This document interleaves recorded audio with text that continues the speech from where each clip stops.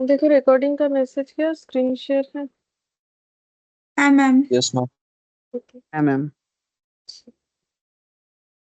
अब मुझे एक चीज बताओ ना, तुम लोग लास्ट क्लास में हम लोगों ने क्या ये वाला क्वेश्चन लास्ट किया था? क्योंकि उस दिन मैंने बीच में ही तबीयत खराब लग रहा था तो मुझे याद नहीं आ रहा है। इलास्ट्रेशन 8 मतलब ये वाला किया था क्या, मैम लास्ट श्रेयस लिमिटेड? 8 ऑब्दि मैम हुई लास्ट हम लोग इलास्ट्रेशन 4 किए थे। अच्छा नहीं 8। 8 किए थे वो सेकंड वाले क्लास में। हाँ 8 ही, मुझे भी 8 ही लग रहा है। ठीक है, तो 9th नंबर से करना है अब। ठीक है, अच्छा देखो इसमें बोल रहा है कि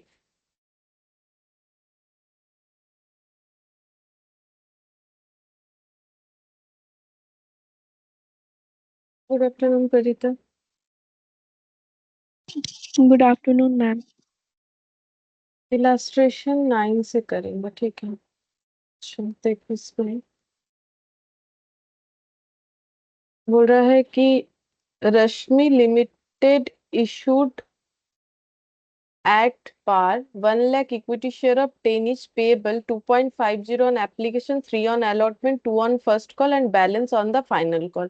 तो पहले इतना नोट डाउन कर लेंगे, क्योंकि हम लोग इस तरीके से एक बार लिख लेंगे तो हमारे पास डेटा बार बार देखने का जरूरत नहीं पड़ेगा। तो नंबर ऑफ शेयर्स जो है इशू हुआ है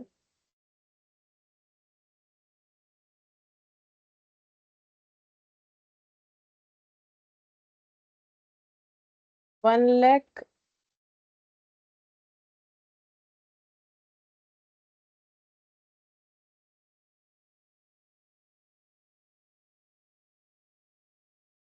एप्लीकेशन 2.50 अलॉटमेंट में 3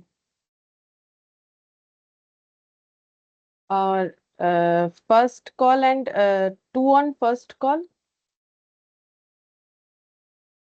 बैलेंस ऑन फाइनल कॉल। ठीक है, फाइनल कॉल वाला बैलेंस होगा। बैलेंस जो है वो फाइनल कॉल होगा। शेयर 10 रुपीज वाला है तो फिर फाइनल कॉल कितना होगा? अगर टोटल 10 है मतलब पार में इशू हो रहा है 2.50। 2.50 हो जाएगा। ठीक है, 2.50 बैलेंस हो जाएगा। क्योंकि 2.5 प्लस 3 प्लस 2 करने से ये इसमें 2.5 लगाने से 10 आता है। ठीक है, all the shares where fully subscribed, सारे शेयर्स जो है फुल्ली सब्सक्राइब्ड हुए हैं, मतलब फुल सब्सक्रिप्शन हुआ है। Mister Nair who held 10,000 shares paid full remaining amount on first call itself. तो बोल रहा है कि मिस्टर नायर जो है उन्होंने सारे पे कर दिया अमाउंट, बस क्या नहीं पे किया है? First call. The final call, which was made after 3 months from the first call, was fully paid except a shareholder having 1,000 shares who paid his due amount after 2 months along with the interest on calls in area। तो पहले mister Nair वाला point समझ लेते हैं। तो मान लो ये है मिस्टर नायर, ठीक है, इनके पास कितने सारे शेयर्स हैं? 10,000। ठीक है, अब इन्होंने क्या किया है, इन्होंने सारे पेमेंट कर दिए। तो सारे पेमेंट में क्या क्या आ जाएगा? क्या पेमेंट नहीं कर पाए? बोल रहा है कि फर्स्ट कॉल जो है वो पे नहीं कर पाए। ठीक है, तो एप्लीकेशन का 2.5 दिया होगा, अलॉटमेंट का भी 3 रुपीज दिया होगा। ठीक है, first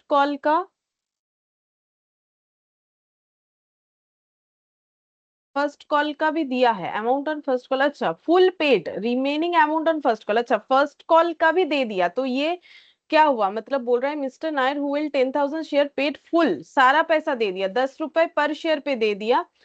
full remaining amount on first call itself, first call का भी पैसा अपने आप से ही दे दिया, जबकि कंपनी ने फर्स्ट कॉल किया ही नहीं था, क्योंकि फर्स्ट कॉल अभी भी करना कंपनी को बाकी था।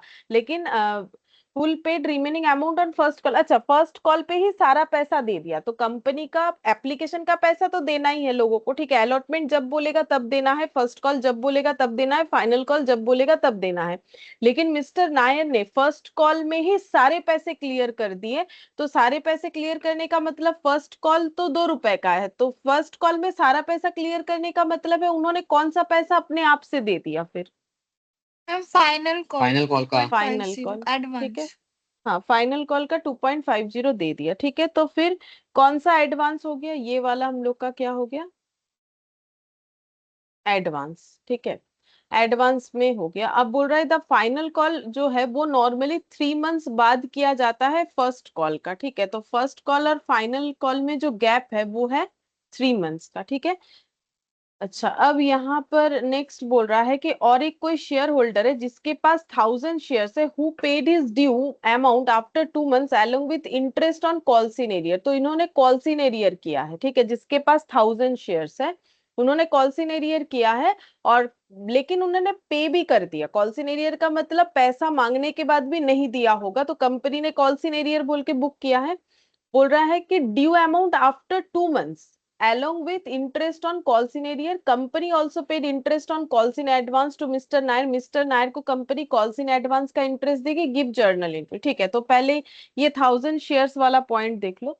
तो और एक पर्सन जो है उसका नाम हमें नहीं पता, उनके पास 1000 शेयर्स है, तो उन्होंने क्या क्या फिर दे दिया होगा। एप्लीकेशन दे दिया है कितना 2.50, अलॉटमेंट भी दे दिया है कितना 3, फर्स्ट कॉल दे दिया है कितना 2 रुपीज। कौन सा वाला नहीं दिया है, इसका मतलब कौन सा वाला नहीं दिया है, क्योंकि पढ़ के देखो क्या बोला है। द फाइनल कॉल जो कि 3 मंथ्स बाद कॉल किया जाता है फर्स्ट कॉल का, वॉज फुल्ली पेड, सभी ने दे दिया एक्सेप्ट शेयर होल्डर जिसके पास 1000 शेयर्स था। मतलब फाइनल कॉल देने में उसने प्रॉब्लम किया, जो कि वो दिया है 2 महीने बाद इंटरेस्ट के साथ, ठीक है।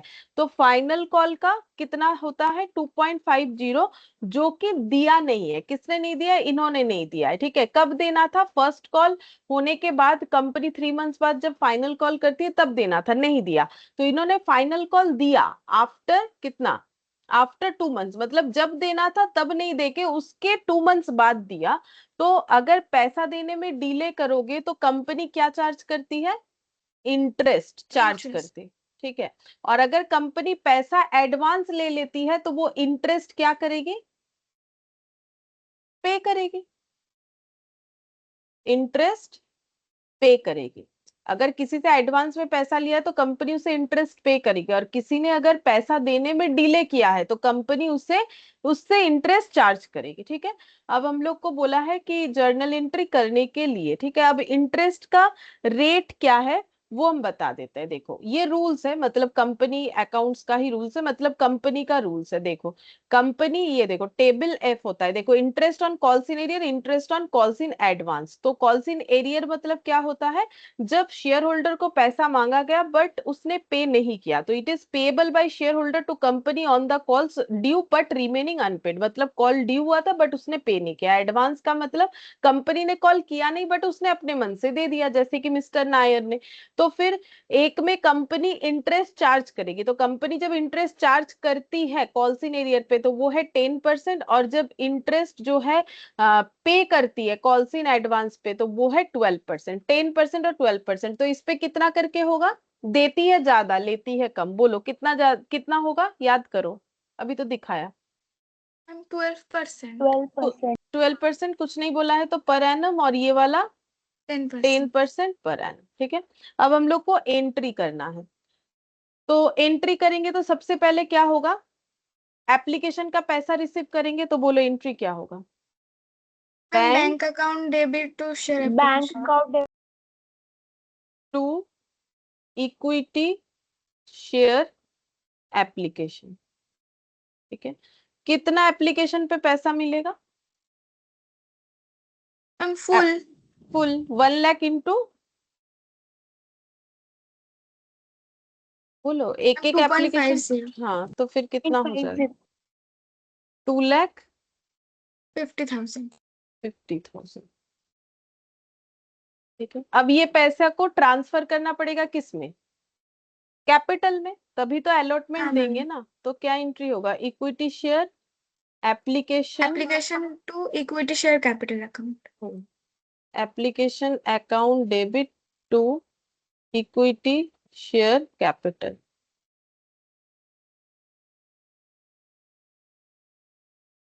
2,50,000। फिर कंपनी क्या ड्यू करेगी, अलॉटमेंट का ड्यू करेगी। तो पहले ड्यू होता है, इसके बाद सारा, ठीक है, जितना भी कॉल होगा। तो equity share allotment account debit to equity share capital, 1 lakh into 3, क्योंकि सभी को अलॉटमेंट दे रही है तो अलॉटमेंट का पूरा ही ड्यू होगा 3 लाख। और जब रिसीव होगा तब कितना मिलेगा?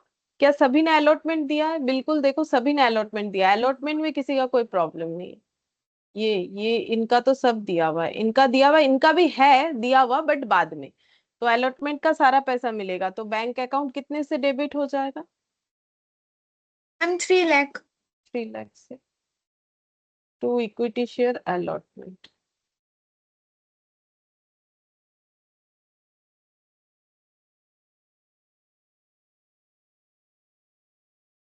अच्छा, फिर इसके बाद कौन सा अमाउंट ड्यू होगा? Equity share first call.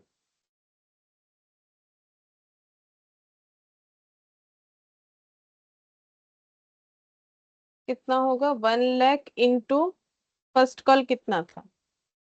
2। Ma'am 2। तो 1 lakh into 2, 2 lakh. 2 equity share capital, वही 2 लाख। अच्छा, अब जब रिसीव होगा, क्या रिसीव में भी उतना ही हो जाएगा जितना होना चाहिए? हाँ, उतना ही होगा, लेकिन थोड़ा ज्यादा बेशी होगा। হবে। हाँ, थोड़ा ज्यादा होगा, क्योंकि मिस्टर नायर फर्स्ट कॉल के साथ अपना फाइनल कॉल भी देने वाले हैं, ठीक है। तो एंट्री होगा bank account debit, bank account debit 2 हो जाएगा इक्विटी शेयर फर्स्ट कॉल। और लोगों का पैसा पहले से लेके रखना लाइबिलिटी होता है, ऑल लाइबिलिटीज आर क्रेडिटेड। तो यहाँ पर लाइबिलिटी क्या है? कॉल्स इन, इसको क्या बोलते हैं? कॉल्स इन एडवांस, ठीक है। तो कैसे लिखोगे? देखो, एडवांस कितना लिया होगा? मिस्टर नायर से ही सिर्फ एडवांस मिला है। 10,000 शेयर्स पे कितना एक्स्ट्रा लिया है? तो उन्होंने तो फाइनल कॉल एडवांस किया है, तो 10,000 शेयर्स पे कितना करके एडवांस मिला है? मैम 2.50। हाँ, तो 10,000 इंटू 2.50 कितना हो जाएगा? 25,000। 25,000, ठीक है। फर्स्ट कॉल कितने से क्रेडिट करोगे? जितने से डेबिट किया है उतने से ही क्रेडिट कर देना चाहिए, ठीक है। कि कंपनी को पता था कि उसे 2 लाख मिलेगा फर्स्ट कॉल पे, तो 2 लाख मिल रहा है। क्योंकि फर्स्ट कॉल नहीं दिया ऐसा कोई नहीं है, फर्स्ट कॉल सभी ने दिया है, बल्कि एक ने फर्स्ट कॉल के साथ फाइनल कॉल भी दिया है। तो टोटल अमाउंट रिसीव कितना हुआ? मैम 2,25,000। 2,25,000, ठीक है। ये 2 लाख और 25, तो पहले ये लिख लो फिर ये लिख लो, तो ऑटोमेटिकली बैंक वाला आंसर भी पता चल जाएगा कितना होगा, ठीक है। नहीं तो फिर 1 लाख इंटू 10,000 इंटू 2.5 ये पहले लिखना पड़ेगा। इससे बेटर है पहले ये क्रेडिट आइटम लिख लो, तो डेबिट आइटम ऑटोमेटिकली पता चल जाएगा। ये हो गया हम लोग का फर्स्ट कॉल। इसके बाद कौन सा आएगा? Final call. तो फाइनल कॉल ड्यू करेंगे, तो equity share final call account debit to equity share capital कितना हो जाएगा? 1 लाख शेयर्स। फाइनल कॉल कितना है? 2.5 करके, ये देखो यहाँ दिख रहा है, ठीक है। तो 2.5 करके है, तो कितना हो जाएगा? मैम 2,50,000। 2,50,000। और यहाँ पर भी लिखेंगे 2,50,000, ठीक है। अच्छा, अब जब रिसीव होगा तो क्या एंट्री होगा? पहले एंट्री लिख लो फिर अमाउंट लिखेंगे। तो अमाउंट तो मिल रहा है, ठीक है, तो बैंक अकाउंट डेबिट होगा, लेकिन उसमें थोड़ा सा इधर उधर होगा, ठीक है। बैंक अकाउंट डेबिट और क्या हो जाएगा? 2 इक्विटी शेयर फाइनल कॉल, ठीक है। अब एक पर्सन है जिसके पास 1,000 शेयर्स है, उसने अपना फाइनल कॉल टाइम पे नहीं दिया है, तो उसका क्या लिखना है? लॉस है कंपनी के लिए, तो कॉल्स इन एरियर। हाँ, तो उसका लिखेंगे कॉल्स इन एरियर, ठीक है। Calls in arrear debit. और जिसने फाइनल कॉल टाइम से पहले ही दे दिया था, अब उसके फाइनल कॉल को कैपिटल में ट्रांसफर करने का टाइम आया है, तो उसका वो लाइबिलिटी अब लाइबिलिटी नहीं रहेगा, क्योंकि हम कंपनी के लिए वो लाइबिलिटी था, क्योंकि बोला नहीं फिर भी उसने दे दिया, 2 मंथ्स बाद देना था। अब 2 मंथ्स जब कंप्लीट होने को आया, अब कंपनी को रिसीव करने का टाइम आया, तो वो लाइबिलिटी को कंपनी कैंसिल करेगी, तो कॉल्स इन एडवांस को क्या करेगी? डेबिट करेगी। लाइबिलिटी क्रेडिट है तो उसे डेबिट कर देगी, तो कॉल्स इन एडवांस डेबिट हो जाएगा, ठीक है। अच्छा, अब अमाउंट कैसे लिखोगे? देखो, एडवांस तो पहले ही लिखा हुआ था, तो वही देख देख के लिख दो। 10,000 इंटू 2.5, 25,000। कॉल्स इन एरियर कितना होगा? तो 2.5 करके नहीं मिला है 1,000 शेयर्स पे, वो देखो हम लोगों ने यहाँ लिखा था, ठीक है। 2,500। 2,500, ठीक है। अच्छा, और फाइनल कॉल जितना डेबिट हुआ है उतने से ही क्रेडिट कर देना चाहिए। तो ये 1,00,000, 2.5, तो ये हो जाएगा 2,50,000। ठीक है, तो अब अमाउंट कितना मिला है, बोलो कितना हो जाएगा यहाँ पर मैम फिर? 2,22,500। 2,22,500 ये तुम लोग बैलेंस करके निकाल सकते हो। ठीक है, और अगर बोलोगे कि हम लोग बैलेंस नहीं करना चाहते हैं तो उस केस में तुम लोगों को कैसे करना पड़ेगा, तो नंबर ऑफ शेयर्स जिसपे ये फाइनल कॉल रिसीव होगा वो तुम लोग को निकालना पड़ेगा। जैसे टोटल शेयर था तो 1,00,000, ठीक है, जिसमें से 1,000 वालों से 1,000 शेयर पे नहीं मिल रहा है क्योंकि वो कॉल्सिन एरियर हो रहा है, 10,000 पे ऑलरेडी मिल चुका है तो नहीं मिलेगा, इंटू 2.5 करना पड़ेगा, तब भी ये आना चाहिए 2,22,500। तो बैलेंसिंग फिगर करके भी निकाल सकते हो, इस तरीके से भी निकाल सकते हो। तो ये देख लो करके आ रहा है कि नहीं, 1,00,000 हाँ माइनस मैम, इट इज। ठीक है, वही आएगा। तो ये हो गया 2,50,000। अब वैसे तो ये कंप्लीट हो गया, बट वो इंटरेस्ट का कंसेप्ट, ठीक है, कि कंपनी इंटरेस्ट देगी और इंटरेस्ट जो है चार्ज भी कर रही है। तो कॉल्स इन एडवांस पे कंपनी इंटरेस्ट देगी, तो इंटरेस्ट देगी तो एंट्री क्या होगा, इंटरेस्ट देने से कंपनी के लिए खर्चा है तो कंपनी खर्चा को क्या करेगी, डेबिट करेगी। तो interest on calls in advance debit to क्या हो जाएगा, ड्यू ड्यू एंट्री कर लेते पहले, टू मिस्टर नायर। ठीक है, पहले हम लोग मिस्टर नायर को पे करेंगे, मतलब ड्यू कर रहे हैं, उसके बाद मिस्टर नायर को जब पे करेंगे हम अमाउंट भी लिखवाते हैं। नेक्स्ट एंट्री क्या हो जाएगा, मिस्टर नायर को क्रेडिट कर दिया कि भाई उनको अमाउंट देना है, तो mister Nair account debit to क्या हो जाएगा, अब पे कर रहे हैं ड्यू के बाद, टू मैम बैंक। बैंक का ठीक है, ये हो जाएगा। अब अमाउंट कैसे निकालोगे, तो हम ये साइड में दिखा देते हैं, तुम लोग वर्किंग करके कर सकते हो। तो देखो कितना अमाउंट उसने एक्स्ट्रा दिया उसी पे इंटरेस्ट मिलना चाहिए, तो वो लोन हो गया ना, तो जो एक्स्ट्रा दिया वही तो लोन हो गया। तो एक्स्ट्रा अमाउंट कितना था पहले बोलो? मैम 25,000। ये रहा 25,000 उन्होंने एक्स्ट्रा दिया, तो वही तो कंपनी के लिए लाइबिलिटी था, लोन था। तो 25,000 पे कंपनी इंटरेस्ट देगी कितना करके, 12% पर एनम। लेकिन क्या एक साल पहले उन्होंने ये पैसा दिया, नहीं, उन्होंने कितने समय पहले पैसा दे दिया, देखो 2 मंथ्स बोला था ना कि फाइनल कॉल, नहीं 3 मंथ्स होता है, अच्छा हाँ, फाइनल कॉल जो है वो 3 मंथ्स बाद होता है फर्स्ट कॉल का, और उन्होंने फर्स्ट कॉल के साथ ही पे कर दिया, तो उन्होंने 3 मंथ्स तक के लिए जो है 3 मंथ्स पहले अमाउंट कर दिया पे, तो लोन का अमाउंट फिर 3 मंथ्स ही हो गया ना, कि मैंने एडवांस 3 महीने का लेके रखा है, 3 महीने तक लेके रखा है, तो 3/12 हो जाएगा, क्योंकि 12%। 750 मैम। ठीक है, तो 12% मतलब पर एनम का मतलब होता है ईयरली, तो ये डेटा, इतना डेटा कैलकुलेट करोगे तो 1 ईयर का इंटरेस्ट आएगा, डिवाइडेड बाय 12 करोगे तो पर मंथ का इंटरेस्ट आएगा, फिर उसके साथ 3 मल्टीप्लाई कर देते हैं तो 3 मंथ्स का इंटरेस्ट आता है, तो 3 मंथ्स का ही इंटरेस्ट उन्हें मिलेगा। ठीक है, जितना समय उन्होंने पहले पे कर दिया। अब यहाँ पर भी वही 750 और यहाँ पर भी वही 750। ठीक है, अच्छा, अब जिनको हमें इंटरेस्ट, जिनसे इंटरेस्ट चार्ज करना है इसके बाद, ठीक है, तो वो तो कंपनी के लिए इनकम है वो वाला इंटरेस्ट, तो फिर क्या होगा, इंटरेस्ट हम लोग जैसे यहाँ मिस्टर नायर को देना था तो उन्हें क्रेडिटर बनाया था, अब जो शेयर होल्डर को देना है उसको डेबिट बनाएंगे। ठीक है, उनसे मिलेगा तो उनको डेबिट बनाएंगे, तो नाम नहीं पता तो इसीलिए लिख दिया share holder account debit to interest on calls in arrear. ठीक है, अमाउंट कितना होगा यहाँ पर निकाल ले, तो देखो उनका कितना एरियर अमाउंट है, एरियर अमाउंट भी 2,500। हाँ 2500। अच्छा, मैंने ना ये दोनों ही 1,000 लिख दिया है गलती से, ये एक जीरो कम। हम्म, ठीक है, 2,500 इंटू इंटरेस्ट रेट कितना दिखाया अभी, 10%। ठीक है, अब उन्होंने 2 मंथ्स बाद पैसा क्लियर कर दिया, तो 2 मंथ्स तक का इंटरेस्ट चार्ज होगा, तो कितना आ रहा है,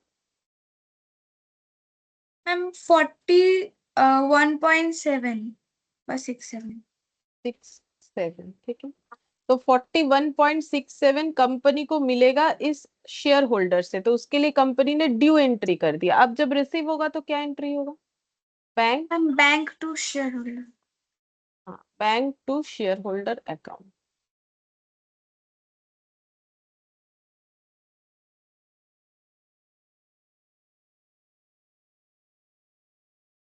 bank to share holder account,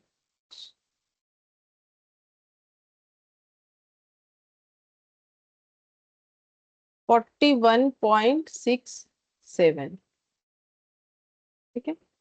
अच्छा, अब उन्होंने अपना पेमेंट भी किया, इंटरेस्ट तो वो देना ही है उनको,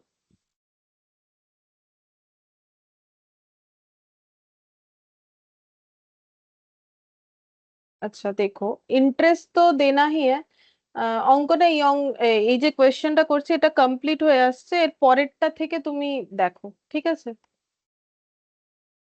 ठीक है मैम।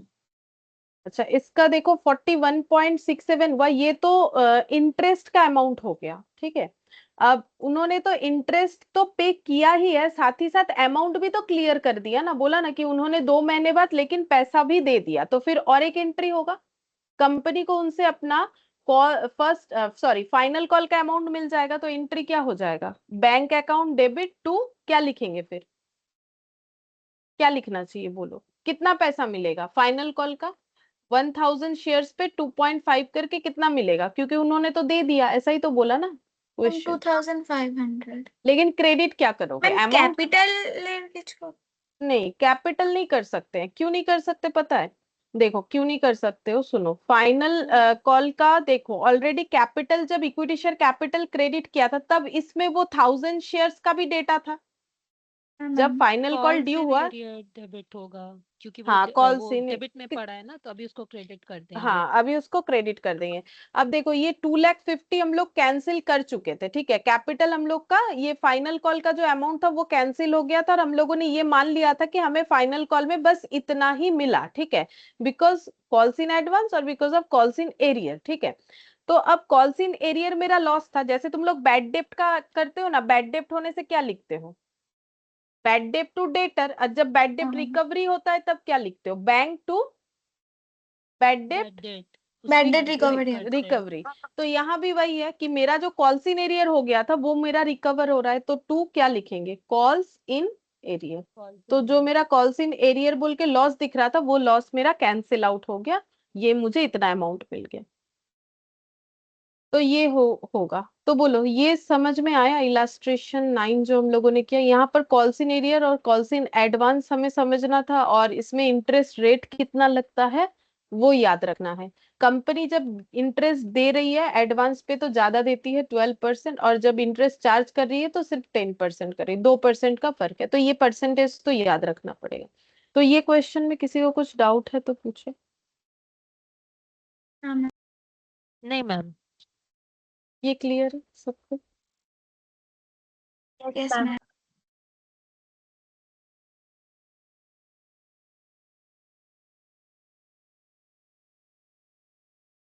ठीक है, चलो अब हम लोग फॉर फीचर ऑफ शेयर्स ये वाला समझने वाले हैं, ठीक है। फॉर फीचर ऑफ शेयर्स क्या होता है,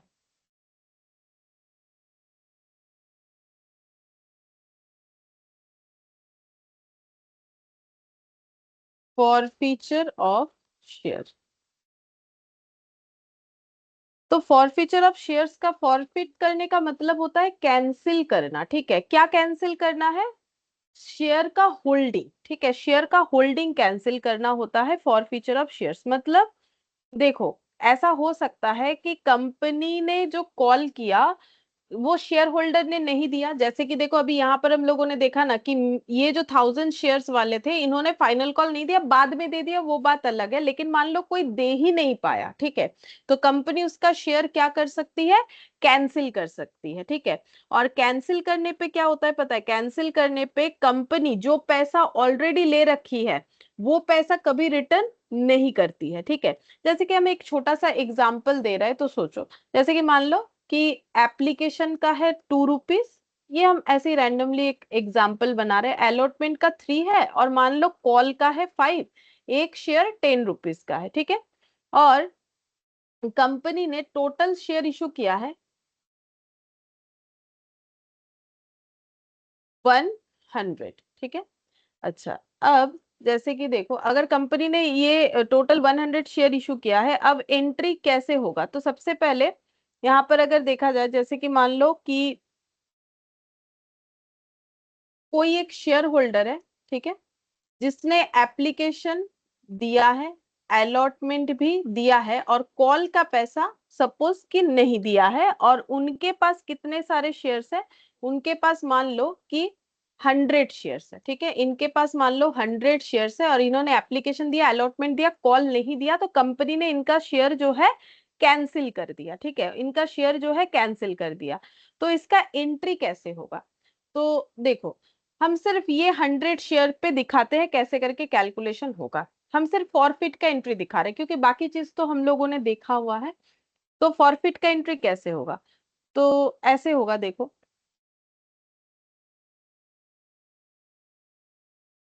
कंपनी जब इनका शेयर कैंसिल करेगी तो इक्विटी शेयर कैपिटल अकाउंट को क्या करेगी? डेबिट करेगी, ठीक है। टू शेयर फॉरफीचर हम समझा देते हैं, टू शेयर फॉरफीचर क्यों ये एंट्री हो रहा है, और to equity share final call. देखो, कंपनी ने क्या किया, शेयर फॉरफिट कर दिया, दो कॉल मिलने के, दो अमाउंट रिसीव करने के बाद, एप्लीकेशन का अलॉटमेंट के बाद फॉरफिट कर दिया क्योंकि उन्होंने कॉल का पैसा दिया नहीं, ठीक है। तो अभी मैंने क्या बोला कि कंपनी जो पैसा मिल जाता है वो वापस नहीं करती है, ठीक है। तो जो पैसा कंपनी को मिल गया वो कंपनी के लिए क्या है, वो कंपनी के लिए जो है प्रॉफिट, मतलब उसके लिए क्या है, गेन इनकम। बोल सकते हैं, ठीक है, इनकम रह गया जो वापस नहीं करना चाहती है कंपनी, ठीक है। तो फिर कंपनी क्या एंट्री, एक काम करते हैं, इस इनके पास एक शेयर है ऐसा कर देते हैं और टोटल नंबर ऑफ शेयर्स 100 कर देते हैं, ठीक है। तो तुम लोग को समझाने में और भी आसान हो जाएगा मेरे लिए। तो एकदम स्टार्टिंग से ही बता देते चलो कि फॉरफिट का एंट्री तो बताएंगे और नॉर्मल भी सारा चीज एक बार बता देते हैं। तो देखो, कंपनी ने जब शेयर इशू किया तो कंपनी को एप्लीकेशन का पैसा मिला, तो क्या एंट्री किया होगा कंपनी ने, bank account debit to equity share application, ठीक है। तो एप्लीकेशन का पैसा सभी ने दिया, 100 शेयर्स और 2 रुपीज करके कंपनी को कितना मिला, 200, 200 ठीक है। फिर एंट्री क्या हो जाएगा, इक्विटी शेयर एप्लीकेशन का पैसा कहां पर ट्रांसफर करना पड़ेगा, कैपिटल में। कैपिटल। तो 2 इक्विटी शेयर कैपिटल कितना हो जाएगा, वही 200, 200 ठीक है। ये 200 हो गया। अच्छा, उसके बाद देखो, अलॉटमेंट का ड्यू करेंगे तो क्या एंट्री हो जाएगा, equity share allotment account debit to क्या हो जाएगा, इक्विटी शेयर कैपिटल, 100 इंटू 3, मैंने 3 लिया है तो 300। और जब रिसीव होगा तो क्या एंट्री होगा, bank account debit to equity share allotment, ठीक है, 300।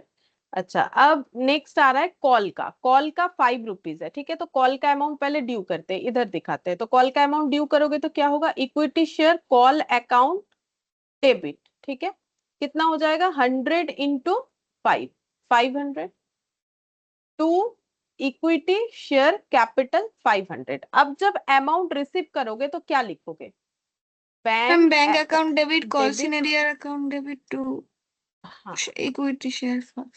कॉल्सिन arrear debit to equity share call, ठीक है।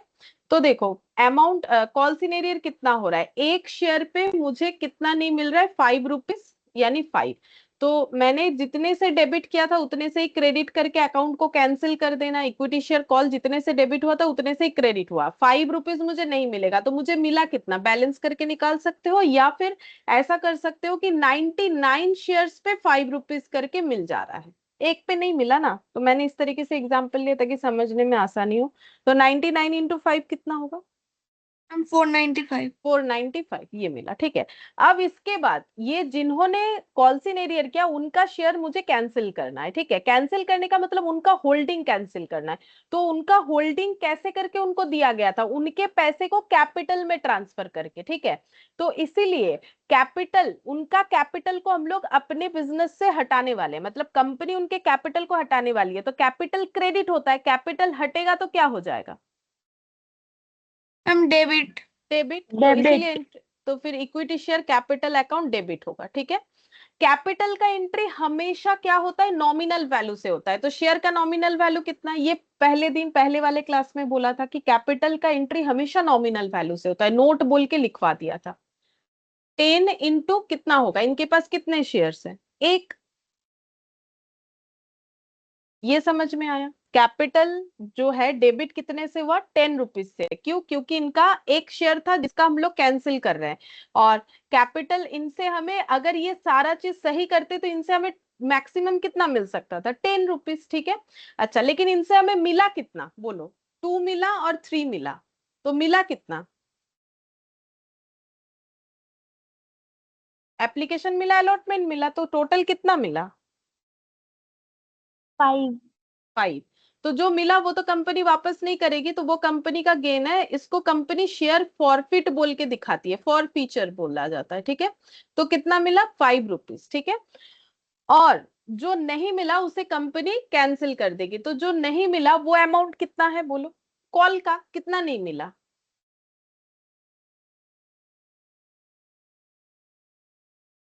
कितना नहीं मिला, 5 रुपीज, ठीक है।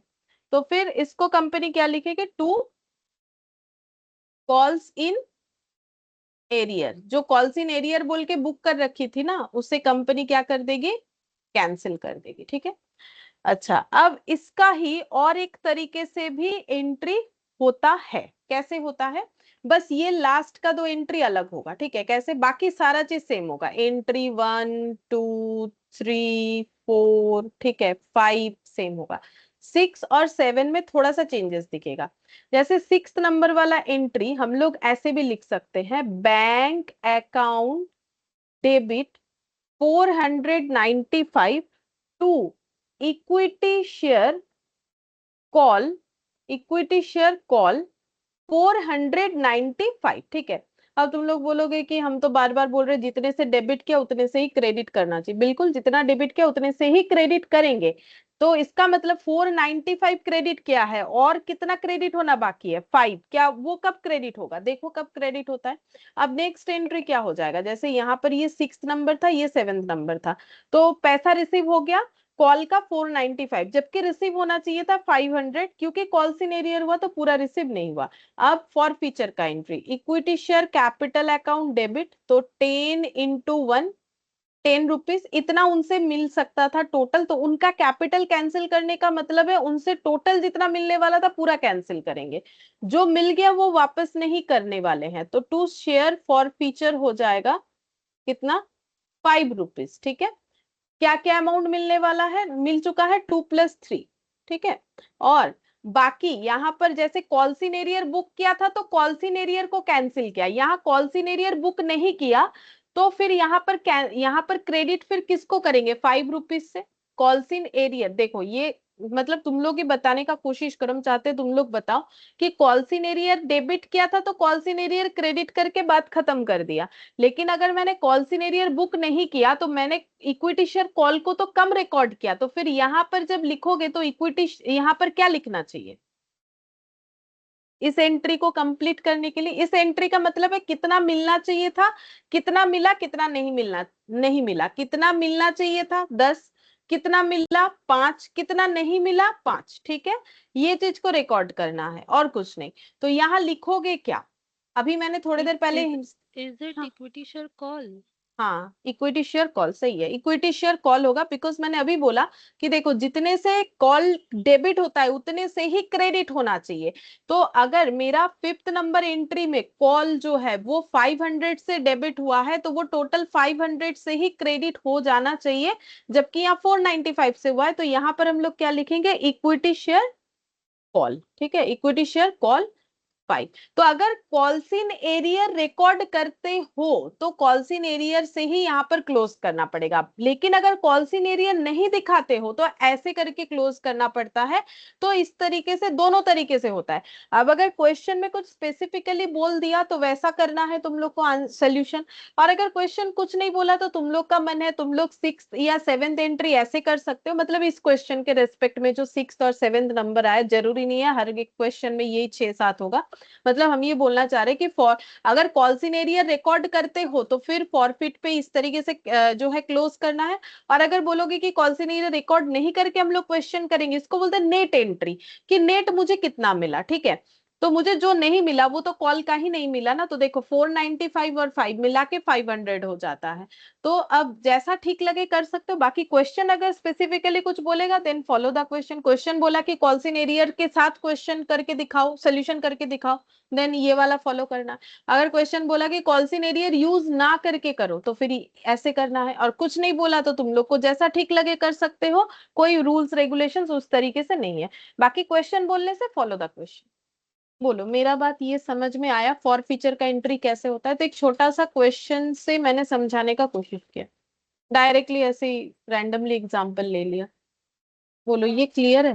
ये हटा दिया क्योंकि यहाँ लिखा नहीं था ना, नीचे लिखा इसीलिए।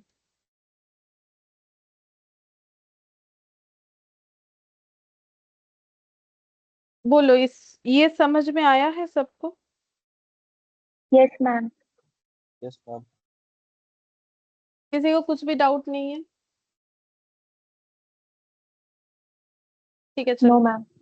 तब इलास्ट्रेशन 10 चेक करके देखते हैं हो रहा है कि नहीं तुम लोगों से। बोल रहा है कि A limited forfeited 30,000 shares of 10 each fully called up.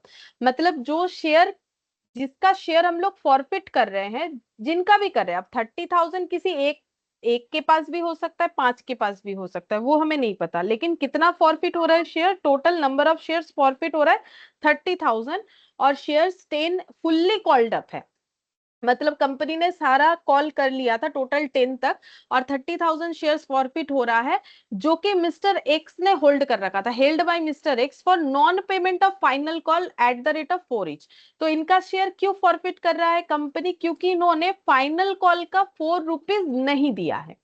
However, he paid application money 2 per share। देखो वो तो देना ही पड़ेगा, बिना एप्लीकेशन मनी दिए हम लोग शेयर होल्डर तो बन ही नहीं सकते हैं, तो फिर कैसे चलेगा? देखो बिना एप्लीकेशन मनी दिए कोई शेयर होल्डर बन ही नहीं सकता है, तो एप्लीकेशन मनी सभी ने दिया होगा, जो जितने भी शेयर फॉरफिट होने वाले हो क्यों ना, एप्लीकेशन देखना उसमें सभी ने दे रखा है। ठीक है, तो एप्लीकेशन 2 पर शेयर दे रखा है and allotment money at the rate of 4 पर शेयर।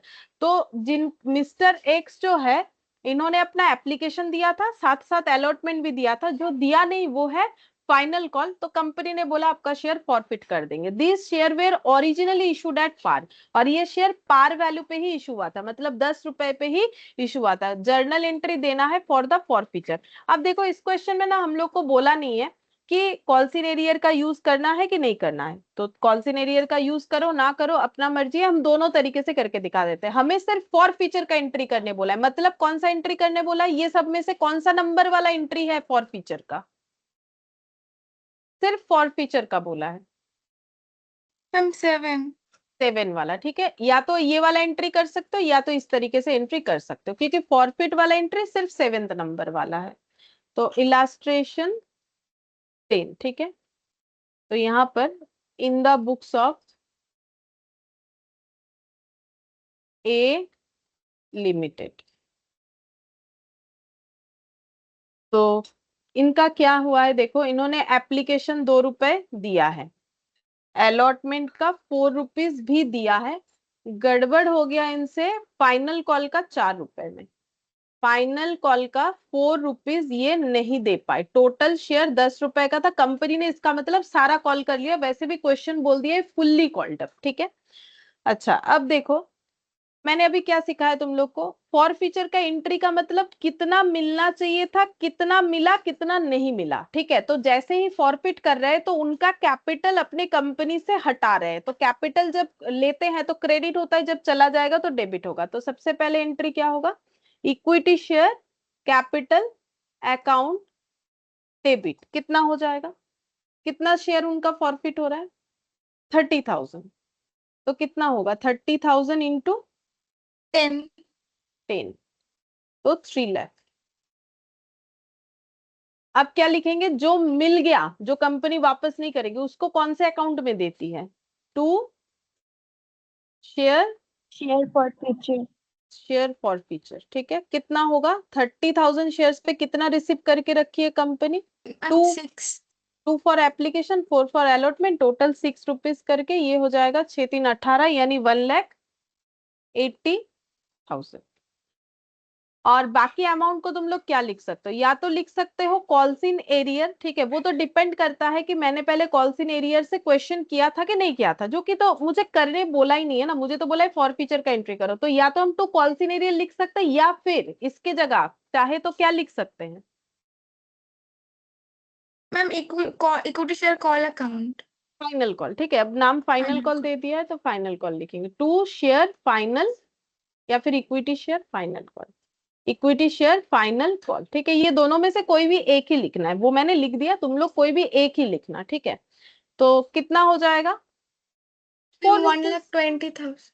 हाँ 4 रुपीज करके 1,20,000, दोनों में से जो भी लिखोगे सही है, ठीक है। और नैरेशन लिख देना है, ऑब्वियसली जर्नल एंट्री वाला जितना भी क्वेश्चन है उसमें नैरेशन तो लिखना ही पड़ेगा। बोलो, ये समझ में आया कि फॉर फीचर का एंट्री कैसे करना है? यस हाँ मैम। मैम। Yes, ma'am. किसी को अगर कोई भी डाउट है तो पूछ सकते हैं।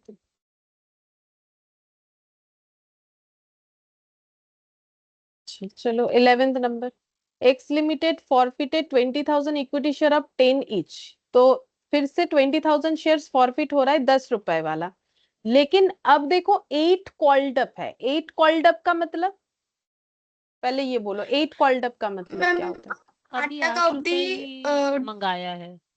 हाँ मतलब कंपनी ने फुल्ली अभी तक शेयर पे कॉल किया ही नहीं है, ठीक है, तो 20,000 शेयर्स है एट द रेट ऑफ कितना है 10 each, eight the rate of 10 each का मतलब एक शेयर का फुल वैल्यू है 10 रुपीज, लेकिन कंपनी ने अभी तक 8 कॉल्ड अप किया है, यानी अनपेड कितना हुआ, ऐसे ही पूछ रहा है, अनपेड अमाउंट कितना, 2 रुपीज।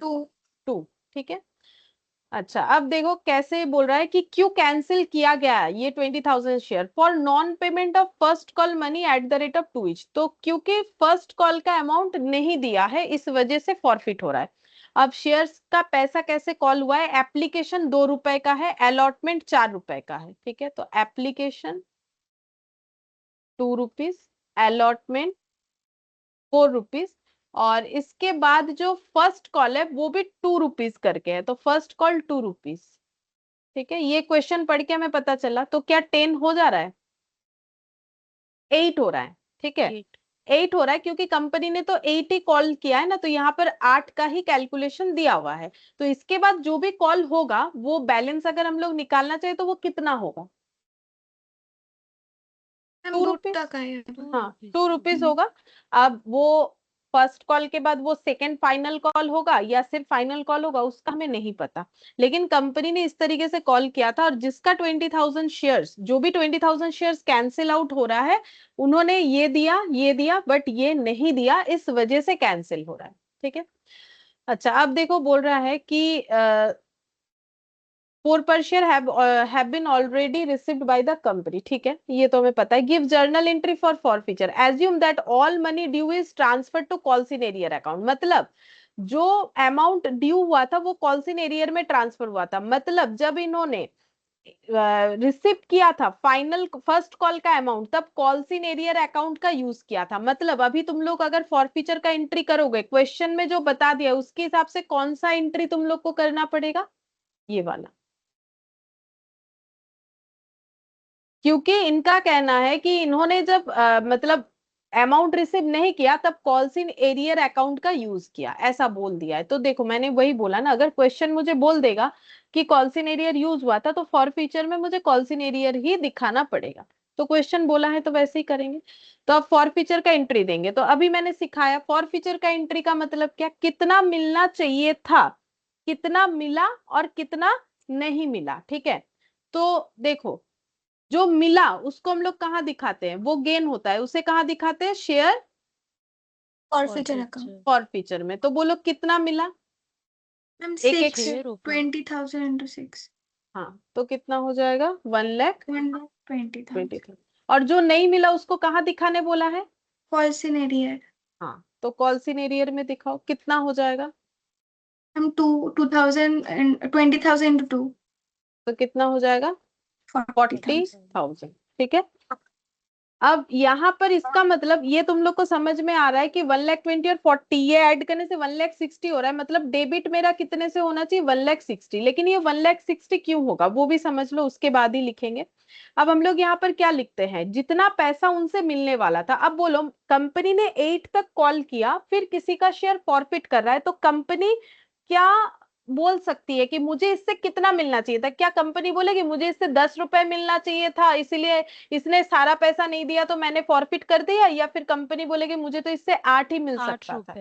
मैम 8 रुपए। 8 रुपीज। ठीक है, जब कॉल्ड अप 8 है तो कंपनी ये बोल ही नहीं सकती है कि मुझे इससे 10 मिलने वाला था। ठीक है, तो इसका मतलब जो हम लोग फॉरफीचर पे कैपिटल को डेबिट करते हैं, उनका जो होल्डिंग हटाते हैं, वहां पर मुझे कॉल्ड अप अमाउंट हमेशा लेना होता है। ठीक है, तो इसके पहले क्यों नहीं जरूरत पड़ा? बिकॉज इसके पहले फुल्ली कॉल्ड अप था, जो भी एक मैंने एग्जांपल लिया वो भी फुल्ली कॉल्ड अप का दिया, उसके बाद एक ही क्वेश्चन किया वो भी फुल्ली कॉल्ड अप का था, और ये वाला क्या है 8 called up, partly called up है। ठीक है, तो equity share capital account debit, ठीक है, इनका कैपिटल को हम लोग हटा रहे हैं, तो इनका कैपिटल को हटाते वक्त हमें ये देखना है कि कितना कैपिटल टुवर्ड्स हमें मिलने वाला था। तो 20,000 नंबर ऑफ शेयर्स था, 8 रुपीज करके मिलने वाला था, यानी 1,60,000, जिसमें से 1,20,000 मिला और 40 नहीं मिला। ठीक है, यहाँ पर लेकिन 10 नहीं लिखना है।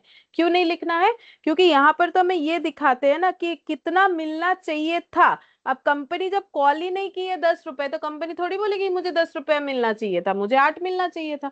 कंपनी बोलेगी मुझे 8 रुपीज मिलने वाला था, जिसमें से मुझे 6 मिला और 2 नहीं मिला। ठीक है, तो ये बात का ध्यान रखना है। बोलो ये समझ में आया इलास्ट्रेशन 11 या कोई डाउट है? हाँ मैम बुझेছি। ये पॉइंट टू बी नोटेड है। ठीक है, कॉल्ड अप वैल्यू से एंट्री होगा, number of shares into called up, मतलब अगर यहाँ पर लिखे equity share capital account debit, number of shares into called up value. ठीक है, कॉल्ड अप वैल्यू आएगा, अब कॉल्ड अप वैल्यू जितना होगा उतना, टू क्या लिखेंगे शेयर फॉर फीचर, हम नॉर्मल एक जो है जनरल फॉर्मेट में लिख देते हैं फॉर फीचर। तो इसमें कितना हो जाएगा, नंबर ऑफ शेयर इनटू क्या लिखोगे अमाउंट रिसीव्ड। रिसिप्ट, और टू क्या लिखेंगे टू, अब कॉल्सिनेरियर भी लिख सकते हैं, कॉल या फिर जो सेंटर। हाँ, या फिर अगर कॉल्सिनेरियर नहीं लिखेंगे तो मुझे लिखना पड़ेगा टू शेयर कॉल बोल के। ठीक है, तो number of shares into amount not Not received. received. Not not receipt. Received. ठीक है, ये जरूरी नहीं है कि तुम लोग को लिखना ही पड़ेगा, ये जस्ट मैंने ये जरूरी है, ये पॉइंट आउट कर लो कि number of shares into called up value. ठीक है, फुल्ली कॉल्ड अप है तो फुल्ली, पार्टली कॉल्ड अप है तो पार्टली। ठीक है, उस तरीके से लिखना। ठीक है, तो मुझे बोलो ये जो क्वेश्चन हम लोगों ने अभी 10 11 तक किया, यहाँ तक कोई डाउट है किसी को? ना मैम। No, ma'am. क्लियर है? अच्छा, अब देखो प्रीमियम वाला शेयर जब फॉरफिट होगा तब क्या होगा, ये तो देखो जो भी अभी हम लोगों ने क्वेश्चन किया, यहाँ पर पार वैल्यू पे शेयर इशू हुआ था और उसके बाद वो फॉरफिट हुआ, लेकिन शेयर इशूड एट प्रीमियम और उसके बाद फॉरफिट होता है तो क्या एंट्री होगा? देखो यहाँ पर लिखेंगे for feature of shares issued at premium.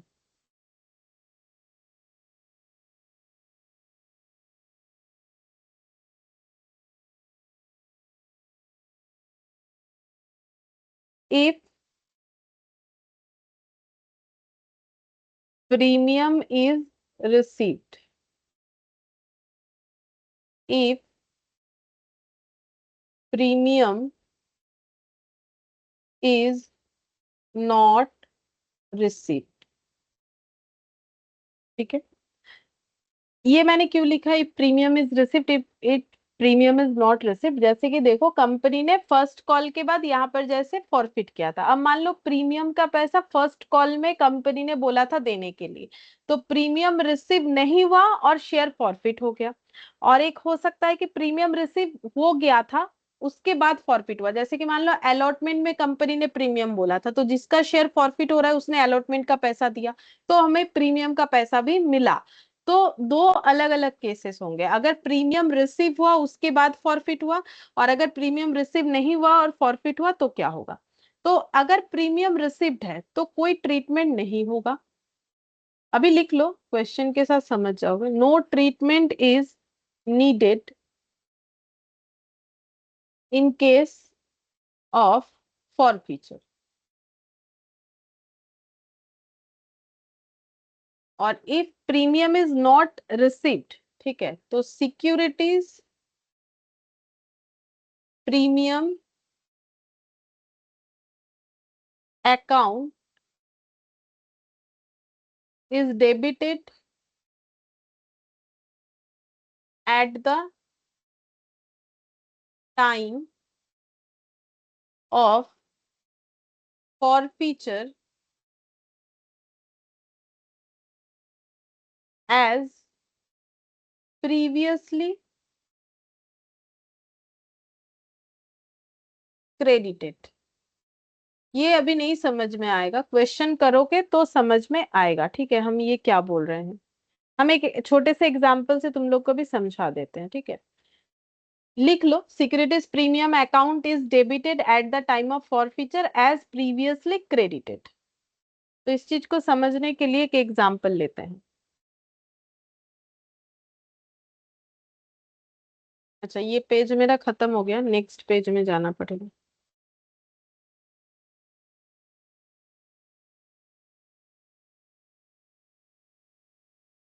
ठीक है, लिख लिया होगा। Yes ma'am.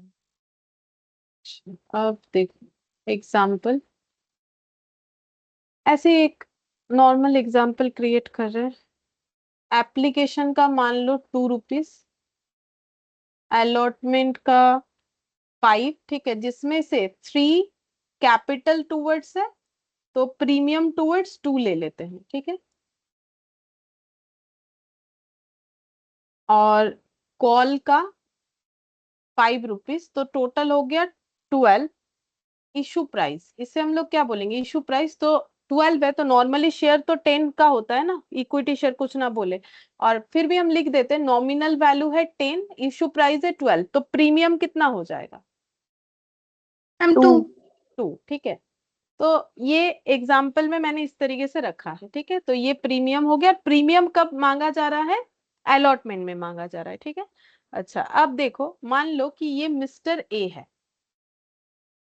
इनके पास टोटल 100 शेयर है इस कंपनी का, और इन्होंने एप्लीकेशन दिया, ठीक है, अलॉटमेंट भी दिया, और कॉल का अमाउंट मान लो नहीं दिया, तो उस केस में एंट्री कैसे होगा। तो चलो एकदम स्टार्टिंग से ही करते हैं कि एंट्री कैसे होगा, और कंपनी का एक काम करते हैं, सिर्फ मिस्टर ए के हिसाब से ही कर देते हैं। मान लो टोटल कंपनी का 100 शेयर ही था और वो एक ही इंसान ने लिया जो कि है मिस्टर ए, तो थोड़ा आसान हो जाएगा हम लोग का ये समझने में।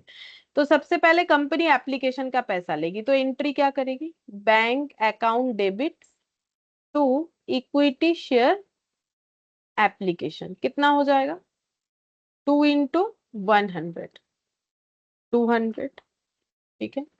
फिर एप्लीकेशन को कहाँ ट्रांसफर करना है, मैम कैपिटल है। हाँ, equity share application account debit to equity share capital, तो कितना हो जाएगा, 200। अच्छा, फिर इसके बाद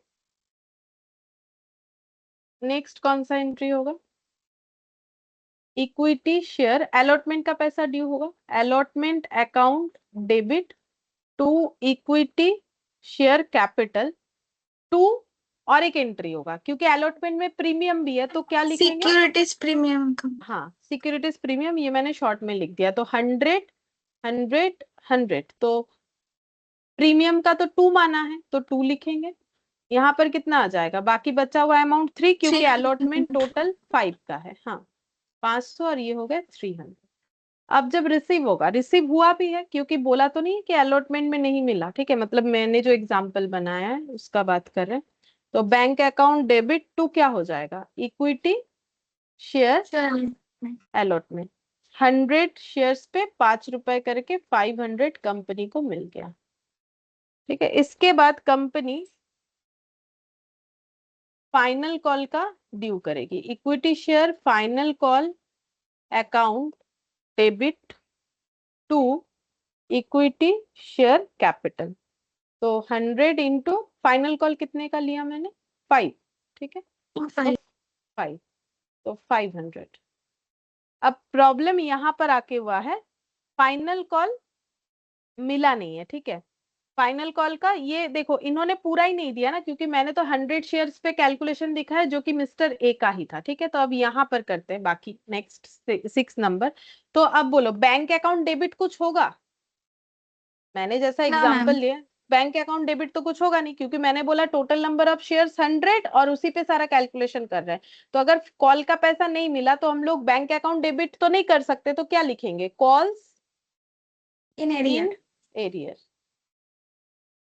डेबिट टू क्या हो जाएगा, इक्विटी शेयर फाइनल कॉल हाँ इक्विटी शेयर कॉल या फाइनल कॉल, मैंने कॉल लिखा है तो कॉल ही लिख दिया। ठीक है, तो फिर कितना हो जाएगा यहाँ पर 500। 500। अब इनके शेयर को फॉरफिट करना चाहते हैं, तो फॉरफिट का एंट्री अभी मैंने तुम लोग को सिखाया क्या होता है।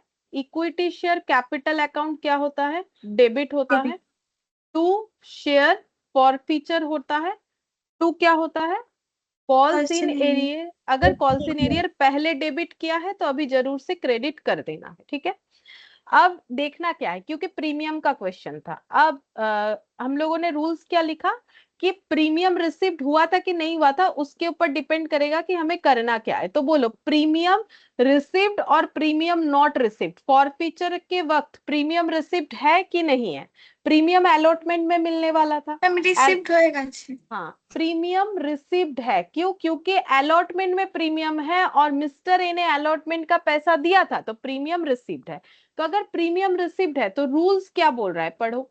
If premium is received no treatment is needed in case of forfeiture. तो फॉरफीचर के वक्त, फॉरफिट करते वक्त हमें कुछ अलग ट्रीटमेंट करने का जरूरत नहीं है, जैसा हम लोग नॉर्मल करते हैं वैसा ही कर देंगे। तो जैसा हम लोग नॉर्मल करते हैं इन द सेंस कि कितना मिलना चाहिए था, कितना मिला, कितना नहीं मिला। तो बोलो कितना मिलना चाहिए था, टोटल अमाउंट मैम बोलो। 10 बेटा। हाँ 12 मत लिख दो, ठीक है 10 लिखना पड़ेगा, क्योंकि कैपिटल का एंट्री नॉमिनल वैल्यू या उससे कम में हो सकता है बट उससे ज्यादा में नहीं हो सकता है। और वैसे भी नो ट्रीटमेंट का मतलब है कि ऑलरेडी प्रीमियम रिसीव कर चुके हो, प्रीमियम रिसीव कर चुके हो तो प्रीमियम का कोई ट्रीटमेंट नहीं होगा। तो towards capital number of shares into अभी मैंने क्या सिखाया, कॉल्ड अप वैल्यू। तो कॉल्ड अप कितना है 12 including premium. Premium already received हो चुका है तो प्रीमियम का नो ट्रीटमेंट, तो 2 के अलावा कितना हो जाता है 10। तो यहाँ पर कितना आ जाएगा फिर 1000। जो मिल गया वो कितना है 500 2 प्लस 7। मतलब देखो यहाँ पर 2 और यहाँ पर 3 5 होगा, प्रीमियम का कोई ट्रीटमेंट नहीं होगा। जब लिखोगे तो तुम लोग बोलोगे कि एप्लीकेशन और अलॉटमेंट मिला के 7 मिल रहा है, लेकिन मैंने अभी क्या बोला, प्रीमियम अगर रिसीव हो गया है तो उसका फॉरफीचर में कोई एंट्री नहीं होगा, मतलब 2 रुपीज का इंपैक्ट फॉरफीचर में नहीं आएगा। तो फिर रिसिप्ट अमाउंट 2 + 3 टूवर्ड्स कैपिटल जितना होगा उतना होना चाहिए। कितना हो जाएगा 500। 500। ठीक है, और जो कॉल सिनेरियर है वो तो पहले भी कितना था उतना ही, जितना डेबिट किया था उतना ही क्रेडिट करना है। कितना हो जाएगा 500। या फिर अगर पूछोगे कितना नहीं मिला तो बोलो कितना नहीं मिला 100 शेयर्स पे मैम 500 5 5 टका में। 5 करके 500। बोलो ये बात समझ में आया कि अगर एग्जाम्पल ऐसा दिखा रहे हैं कि प्रीमियम का पैसा मिल चुका है तो ऐसा होगा। है मैम। Yes, ma'am. और अगर प्रीमियम का पैसा नहीं मिला तो क्या होगा वो भी हम दिखा देते हैं इसी क्वेश्चन में थोड़ा सा चेंज करके। तो पहले ये क्लियर है सभी को। Yes ma'am. तो देखो अगर एप्लीकेशन का 2 रुपीज मिला, अलॉटमेंट का 5 रुपीज जो है वो मान लो नहीं मिला, और कॉल का भी 5 रुपीज नहीं मिला, तो फिर एंट्री क्या होगा। ठीक है, तो उस केस में मेरा एंट्री नंबर 1 2 और 3, ये क्या होगा? 1 2 3 तक मैम क्या सेम रहेगा? होगा। हाँ, तो वो हम नहीं लिख रहे। एंट्री 1, एंट्री नंबर 2 और एंट्री नंबर 3 जैसा लिखा है वैसा ही रहेगा। चेंजेस कहाँ से होगा? 4th नंबर से, ठीक है। अलॉटमेंट का पैसा नहीं मिला तो अलॉटमेंट में नॉर्मली हम लोग क्या लिखने वाले थे? Bank account debit to equity share allotment, उसके जगह क्या लिखोगे? Ma'am calls in arrear. हाँ, बैंक तो यहाँ पर आएगा ही नहीं क्योंकि 100 शेयर्स लेके ही हम लोग दिखा रहे हैं। तो calls in arrear debit to क्या लिखेंगे? To equity share allotment. कितना होगा? 3rd नंबर एंट्री देखो, कितना नहीं? 500। 500, ठीक है, यहाँ पर हो जाएगा 500। इक्विटी शेयर अलॉटमेंट 500 हो जाएगा। अच्छा, अब मान लो इसके बाद ही इन्होंने क्या कर दिया? फॉरफिट कर दिया, मतलब कॉल तक का टाइम, मतलब इसके बाद ही हो गया है फॉरफिट, ठीक है। इसके बाद फॉरफिट हो गया तो एंट्री क्या होगा? तो फॉरफीचर का एंट्री क्या होता है? कितना मिलना चाहिए था? Equity share capital account debit से पता चलेगा कितना मिला, तो 2 शेयर फॉरफीचर से पता चलेगा, ठीक है। और कितना नहीं मिला वो हो जाएगा कॉल्स इन एरियर, क्योंकि मैंने कॉल्स इन एरियर दिखा रखा है, ठीक है। अब मुझे बोलो इस केस में क्या प्रीमियम रिसिप्ट हुआ है कि नहीं हुआ है? प्रीमियम रिसिप्ट रिसिप्ट है नहीं। नहीं हुआ है, तो सिक्योरिटीज प्रीमियम को मुझे डेबिट करना पड़ेगा फॉरफीचर एंट्री पे, क्योंकि पहले क्रेडिट हुआ है। तो एक बात तो ये पता चल रहा है कि अगर प्रीमियम रिसिप्ट नहीं हुआ है तो सिक्योरिटीज प्रीमियम को मुझे क्या करना है? डेबिट करना है। तो हम क्या लिखेंगे? थोड़ा सा यहाँ हटा के लिखें, ये वाला ऐसे हो जाएगा। सिक्योरिटीज प्रीमियम अकाउंट को मुझे डेबिट करना है और 2 शेयर फॉरफीचर जैसे होता है वैसे होगा। डेबिट करना है क्योंकि वो पहले क्रेडिट हुआ था। कब क्रेडिट हुआ था? 3rd नंबर एंट्री में। हम लोगों ने ड्यू किया था ना कि हमें प्रीमियम का 200 रुपीज मिलेगा, लेकिन अगर नहीं मिलेगा तो उसे मुझे कैंसिल करके भी तो दिखाना है। जैसे डेटर से मान लो 200 रुपए मिलेगा और डेटर ने पैसा नहीं दिया, तो तुम लोग क्या लिखते हो? डेटर से मिलेगा तो क्या लिखते हो? Debtor to sale. और जब नहीं मिलता है तो क्या लिखते हो? मान लो मिलेगा ही नहीं तो क्या लिखते हो? Bad debt to debtors. Debtor. तो डेटर पहले डेबिट हुआ था, तब उसे अभी क्या कर रहे हो? क्रेडिट, ठीक क्रेडिट। है। तो अगर सिक्योरिटीज प्रीमियम अकाउंट को ओपन किया था और उसके अगेंस्ट में पैसा मिला तो बैंक अकाउंट डेबिट कर दिया, बात खत्म। लेकिन पैसा नहीं मिला तो उसको क्लोज करना पड़ेगा, क्योंकि ये इनकम है इसीलिए तो क्रेडिट कर रखा था। तो इसको कैंसिल करना पड़ेगा, तो जितने से ओपन था उतने से ही इसे कैंसिल कर दो। तो कितना हो जाएगा? 200, ठीक है। मैम फॉर फीचर में जितना मिला उतना दिखाना होता है, तो क्या मिला? सिर्फ और सिर्फ 2 টাকা 200। एप्लीकेशन, ठीक है, सिर्फ और सिर्फ एप्लीकेशन मिला। प्रीमियम का 200 रुपए नहीं मिला। और कॉल्सिन एरियर कितना हुआ ये बोलो? जो नहीं मिला वो कितना है? 500। 500 हो रहा है। 100 शेयर्स पे कितना नहीं मिला? नहीं मिला, देखो कितना। ম্যাম ও আচ্ছা পুরোটা कितना नहीं मिला? ম্যাম 10 ওটা 1000 হবে তাহলে। तो 1000 होगा, ठीक है। और मिलना कितना चाहिए था? टोटल कॉल्ड अप वैल्यू कितना है? 10 फुल्ली ম্যাम। कॉल्ड अप है तो 10 होगा, तो यहाँ पर कितना हो जाएगा? 1000, ठीक है, ये हो जाएगा। अब जब कॉल्सिन एरियर दिखाओगे तो वहां भी प्रीमियम का इम्पैक्ट आएगा। जैसे देखो, अगर प्रीमियम रिसीव्ड है तो फॉरफीचर एंट्री में प्रीमियम का इम्पैक्ट कहीं नहीं आता है। लेकिन ম্যাম अगर, हाँ बोलो। কিন্তু ম্যাম মানে অ্যালটমেন্টের পরেই ফরফিচার করা হয়েছে তো মানে এই কলটার এটাও নিতে হবে তাহলে যে ওটাও মানে পাওয়ার কথা ছিল কিন্তু পাইনি। আচ্ছা, আমি এটা বললাম না कि অ্যালটমেন্টের পরেই আমরা ফরফিট করে দিচ্ছি। हाँ, तब হুম। ठीक है। तब अगर वैसा मानते हैं तो इसमें फिर 10 नहीं होगा ना, क्योंकि कॉल्ड अप जितना है उतना। अगर हम, मैंने ये कॉल किया नहीं है ऐसा हम मान के चलते हैं क्वेश्चन में, तो उस केस में मेरा कॉल कितना हो जाएगा? ম্যাম 5 হবে ওটা। 5 हो जाएगा। फिर तब थोड़ा सा वैल्यू चेंज हो जाएगा, ठीक है, क्योंकि मैंने उस तरीके से माना है तो वैसे कर लेते हैं, कोई बात नहीं। तो यहाँ पर कितना हो जाएगा? 500, হুম। यहाँ पर 200। फिर कॉल्सिन एरियर कितना होगा? ম্যাম 500 হবে। हाँ, यहाँ पर 5 आ जाएगा। 3 + 2 5, तो यहाँ पर कितना हो जाएगा? 500। ठीक है, अगर हम लोग मानते हैं कि कॉल किया नहीं उसके पहले ही फॉरफिट हो गया, जैसे कि मैंने क्वेश्चन में बोला था, एक्चुअली हम रैंडमली ले रहे एग्जांपल, तो उसीलिए देखो ये हम थोड़ा सा भूल गए थे कि मैंने कॉल वाला जो है ऐसा बोला है तुम लोग को। ठीक है, सही बोला है तुम लोगों ने। अगर हम लोग ये मानते हैं कि अलॉटमेंट के बाद ही इनका शेयर फॉरफिट हो गया तो कॉल का तो कोई सवाल नहीं है, तो इसका मतलब इनका कॉल्ड अप वैल्यू तो हो रहा है 3 + 2 5, तो यहाँ पर 5 आ जाएगा। सिक्योरिटीज प्रीमियम में 2 आ जाएगा। ठीक है, शेयर फॉरफीचर में फिर कितना मिला, सिर्फ और सिर्फ 2 रुपीज मिला।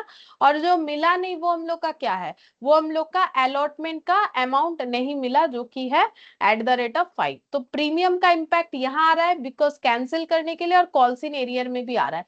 लेकिन अगर तुम लोग देखते हो कि प्रीमियम रिसीव हो चुका है तो उसमें फॉरफीचर वाले एंट्री में प्रीमियम का इम्पैक्ट कहीं नहीं आएगा। ठीक है, फॉरफीचर वाले एंट्री में प्रीमियम का इम्पैक्ट कहीं नहीं आएगा, क्योंकि प्रीमियम क्रेडिट और डेबिट होके कैंसिल हो चुका है। कैसे, जब ड्यू किया तो प्रीमियम क्रेडिट हुआ, जब बैंक अकाउंट डेबिट किया तो प्रीमियम का अमाउंट भी डेबिट हो गया। तो इस वजह से कुछ नहीं करना पड़ेगा, no treatment is required in case of forfeiture. But अगर ऐसा है कि प्रीमियम रिसीव नहीं हो पाया तो उस केस में हमें प्रीमियम, क्योंकि पहले क्रेडिट हुआ था तो उसको डेबिट करो, और जब कॉल्स इन एरियर भी दिखाओगे तो वहां भी वो इम्पैक्ट दिखाना है कि मुझे इतना पैसा नहीं मिला। क्यों दिखाना पड़ रहा है पता है, क्योंकि पहले प्रीमियम इतना क्रेडिट हुआ, ये डेबिट हो गया, इसका इम्पैक्ट तो खत्म हो गया। तो अब कॉल्स इन एरियर तो मेरा तो टोटल 5 रुपीज ही हो रहा है ना, 2 + 3। ठीक है, यहाँ पर ये वाला 5 कैसे आया वो बता देते हैं। देखो यहाँ पर आ रहा है मेरा ये एप्लीकेशन का 2, ये देखो एप्लीकेशन का 2 और अलॉटमेंट का 3। ठीक है, ये तो प्रीमियम क्या करना है, पहले डेबिट हुआ तो उसको क्रेडिट कर दो, बाकी जैसा कंसेप्ट है एज इट इज रहेगा। तो कॉल्स इन एरियर में हम लोग ये दिखाएंगे कि मुझे कितना पैसा, सॉरी ये कितना पैसा नहीं मिला, ये नहीं मिला वाला है ना, तो ये मेरा कितना हो जाएगा, अलॉटमेंट का 5 रुपीज। ये मैंने शेयर फॉरफीचर की तरह दिखा दिया था गलती से, तो ये हम लोग का हो जाएगा 5 रुपीज हमें जो है नहीं मिला। ठीक है, तो यहाँ भी प्रीमियम का इम्पैक्ट आ रहा है, ये 3 + 2 वाला, ये 3 + 2। ठीक है, 5 रुपीज ये नहीं आ रहा है, हाँ तो मैम। ये एंट्री होगा। तो ये दिमाग में जो है सेट कर लो रूल्स के हिसाब से, क्योंकि पहले प्रीमियम क्रेडिट हुआ था तो उसे डेबिट करके कैंसिल करो, और जब कॉल्स इन एरियर दिखाओगे तो वहां भी प्रीमियम का इम्पैक्ट आएगा, और यहाँ पर प्रीमियम का इम्पैक्ट कहीं नहीं आएगा। ठीक है, तो ये तो मेरा एक छोटा सा एग्जाम्पल था जिससे मैंने समझाने का कोशिश किया कि कैसे होता है। बाकी देखो अभी हम लोग क्वेश्चन देखते हैं यहाँ से। ठीक है, जहां पर डिटेल्स में रहेगा तो तुम लोग को और भी अच्छे से समझ में आएगा, क्योंकि मैंने तो यहाँ 100 शेयर लेके ही किया। ठीक है, तो बोलो थोड़ा बहुत तो समझ में आया होगा, एग्जाम्पल उतना भी कुछ खराब नहीं बना है, बोलो समझ में आया। हाँ मैम। हाँ मैम। ठीक है, चलो इलस्ट्रेशन 12 देखो, बोल रहा है X limited forfeited 5000 equity shares of 100 each fully called up which were issued at a premium of 20%। तो फिर इशू प्राइस कितना रहा होगा शेयर का, मैम 120। 120। तो सबसे पहले हम लोग इशू प्राइस ही नोट डाउन करेंगे। इशू प्राइस कितना रहा होगा, इशू प्राइस का मतलब होता है नॉमिनल वैल्यू प्लस, अगर प्रीमियम में है तो यहाँ पर इशू प्राइस क्या हो रहा है, nominal value plus premium. Nominal value कितना 100, प्रीमियम कितना, 20। तो 100 + 20 यानी 120। ठीक है, अच्छा अब देखो नेक्स्ट क्या बोला है, बोल रहा है कि amount payable on shares where application में 20, अलॉटमेंट में 50 including premium, on first and final call 50। तो 20 50 50। ठीक है, तो एप्लीकेशन पे 20, अलॉटमेंट में 50, फर्स्ट एंड फाइनल कॉल में 20 50 20, सॉरी 20 50 50। तो टोटल कितना हो गया 120। इसको हम लोग क्या बोलते हैं, इशू प्राइस। ठीक है, और प्रीमियम कहाँ बोला गया है, अलॉटमेंट में। तो प्रीमियम कितना है 20 है, टूवर्ड्स प्रीमियम 20 है, तो टूवर्ड्स कैपिटल कितना होगा 100। 100। 50 है ना, ओह नहीं सॉरी मैम, ये 30 टोटल नहीं, 30। मतलब अलॉटमेंट के लिए पूछ रहे हैं, हाँ मैम, टोटल नहीं। 30। ठीक है 30। ठीक है, तो ये 30 हो गया, ये 20 हो गया। अब देखो कब फॉरफिट हो रहा है, बोल रहा है 5,000 शेयर फॉरफिट हुआ है। Only application money was paid by the share holder in respect of this share, सिर्फ एप्लीकेशन का पैसा मिला, ठीक है, और ये सब कुछ नहीं मिला है। और फॉरफिट हो रहा है कितना शेयर, 5,000। एंट्री करना है, ठीक है। तो अब एंट्री करोगे तो क्या होगा, एंट्री में सिक्योरिटीज प्रीमियम ऑलरेडी रिसीव्ड और नॉट, पहले ये सोचना चाहिए, securities premium receive, ma'am received है नहीं तो हाँ तो नहीं हुआ है, तो क्योंकि पहले क्रेडिट हुआ होगा तो अभी क्या करना पड़ेगा फॉर फ्यूचर पे, अभी तो सिखाया, अगर ये तो लिखा हुआ है देख के बोलो, सिक्योरिटीज प्रीमियम अगर रिसीव नहीं डेबिट हुआ है, করতে হবে। हाँ पहले क्रेडिट हुआ था, कब हुआ था क्रेडिट, जब अलॉटमेंट का पैसा ड्यू किए थे, जब अलॉटमेंट ड्यू किया था तब तो क्रेडिट हुआ था, तो अभी डेबिट करेंगे। तो एंट्री क्या होगा, पहले इक्विटी शेयर कैपिटल अकाउंट क्या कर देंगे, डेबिट, ठीक है। फिर सिक्योरिटीज प्रीमियम को कर देंगे डेबिट, क्योंकि सिक्योरिटीज प्रीमियम पहले क्रेडिट हुआ था, अभी डेबिट होगा। कब क्रेडिट हुआ था, जब अलॉटमेंट ड्यू हुआ था। टू क्या लिखना पड़ता है, जो पैसा कंपनी ने ले लिया वापस नहीं देने वाली, यानी शेयर फॉरफीचर, कितना मिलने वाला था, कितना मिला और कितना नहीं मिला, ठीक है। तो जो नहीं मिला उसको हम लोग क्या लिखते हैं, टू कॉल्स इन एरियर। अब तुम लोग इसका दो चीज लिख सकते हो, या तो तुम लोग इसको लिख सकते हो टू कॉल्स इन एरियर, ये लिख सकते हैं, या फिर इस कॉल्स इन एरियर के जगह पर क्या लिख सकते हो, टू, बोलो और क्या लिख सकते हो, to ma'am equity share, first and Final final call. Call और अलॉटमेंट। हाँ अलॉटमेंट पहले लिखेंगे, उसके बाद to equity share first and final call, ठीक है। या तो ऐसे लिख सकते हो एंट्री, या फिर ये सब लिखने के बाद ये लिखा जा सकता है, ठीक है। तो अब अमाउंट पूछते हैं, देखो सबसे पहले बोलो कि कंपनी को कितना मिला, 5,000 शेयर पे, फॉर फीचर आराम से पता चल जाता है, बोलो मैम 20 सिर्फ एप्लीकेशन मिला है जो राइट दिया हुआ है इसमें, तो कितना हो जाएगा 1 लाख। 1 लाख। प्रीमियम का कितना नहीं मिला वो भी दिख रहा है, देखो क्लियरली कितना नहीं मिला, मैम 20 5,000 शेयर पे 20, तो कितना हो जाएगा, ये भी 1 लाख। अच्छा अब बोलो कितना, Called up. No. हाँ कितना कॉल्ड अप है, अब कंपनी ने फुल्ली कॉल्ड अप किया था, ये देखो फुल्ली कॉल्ड अप, तो कॉल्ड अप वैल्यू लेंगे, 100 तो 100. 100 लेंगे, ठीक है। और 5,000 तो कितना हो जाएगा 5 लाख। 5 लाख। अच्छा और जो मिला नहीं वो कॉल सी नहीं रही है, ठीक है। तो क्या नहीं मिला, अलॉटमेंट और फॉर फीचर का अमाउंट, तो कितना नहीं मिला, sorry first and final call, तो बोलो कितना नहीं मिला, यहाँ मैम भी प्रीमियम 50 क्या है, এটা হচ্ছে 50 একটা दोनों ही 50-50 कितना हो जाएगा 100. 100। 100। अभी बोला ना देखो, फॉर प्रीमियम का इम्पैक्ट दो जगह पे आएगा, कॉल्स इन एरियर पे भी आएगा और इधर डेबिट भी करना होता है, ठीक है। तो फिर यहाँ पर कितना हो जाएगा, फॉर फर्स्ट और फाइनल कॉल पे 50 नहीं मिला, और अलॉटमेंट में भी 30 + 20 50 नहीं मिला, ये मानना है। तो 5,000 इंटू 100 कितना हो जाएगा 5 लाख। 5 lakh. 5 लाख। और अगर अलॉटमेंट और फर्स्ट फाइनल कॉल अलग अलग करके दिखाते हैं हम लोग, तो उसमें हो जाएगा 5,000 into 5,000 into first and final call 5,000 into 50 कितना हो जाएगा, 50 मैम 2 हाँ लाख 50,000। और ये भी 50 होगा, इसमें 30 मत कर देना कि 20 प्रीमियम नहीं लेंगे, नहीं, जो नहीं मिल रहा है वो टोटल 50 रुपीज नहीं मिल रहा है, तो कितना हो जाएगा 2,50,000। प्रीमियम को कंसिडर करना पड़ेगा, जब प्रीमियम कंसिडर हो रहा है, क्योंकि प्रीमियम रिसीव नहीं हो रहा है, तो यहाँ भी कंसिडर हो रहा है, यहाँ भी हो रहा है, कॉल्स इन एरियर पे भी हो रहा है, और उसको जब कैंसिल कर रहे हैं तब भी हो रहा है, बोलो हाँ मैम। कोई डाउट है तो पूछो। ना ma'am.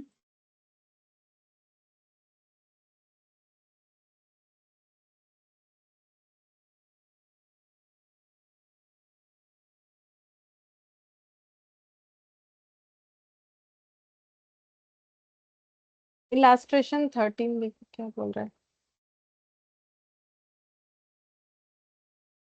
Mr. Sami has applied for 1000 shares of company XYZ Limited, paying application money 2 per share, but has been allotted only 600 shares. अच्छा, तो उन्होंने 1000 शेयर्स के लिए अप्लाई किया था, बट उन्हें कितना अलॉटमेंट दिया गया? 600 शेयर्स। और एप्लीकेशन का अमाउंट है @2 करके, ठीक है। तो पहले इतना चीज लिख लेते हैं। तो मान लो ये है मिस्टर शमी, ठीक है। इन्होंने अप्लाई किया था कितने शेयर्स पे? 1000, और इनको अलॉटमेंट दिया गया कितना शेयर पे? 600, ठीक है। मतलब इनके हाथ में कितने शेयर्स हो गए? 600, ठीक है। इनके पास 600 शेयर्स होंगे, और एप्लीकेशन का इन्होंने कितना दिया है? 2, क्योंकि कंपनी का वही रेट था। अब बोल रहा है the shares have a face value of 10 and A premium of 2 पर शेयर। तो शेयर का जो इशू प्राइस है वो कितना हो जाएगा? इशू प्राइस जो शेयर का है वो है 12, ठीक है। कैसे? 10 + 2 करके, ये क्वेश्चन में बोला है। अच्छा, आगे पढ़ते हैं।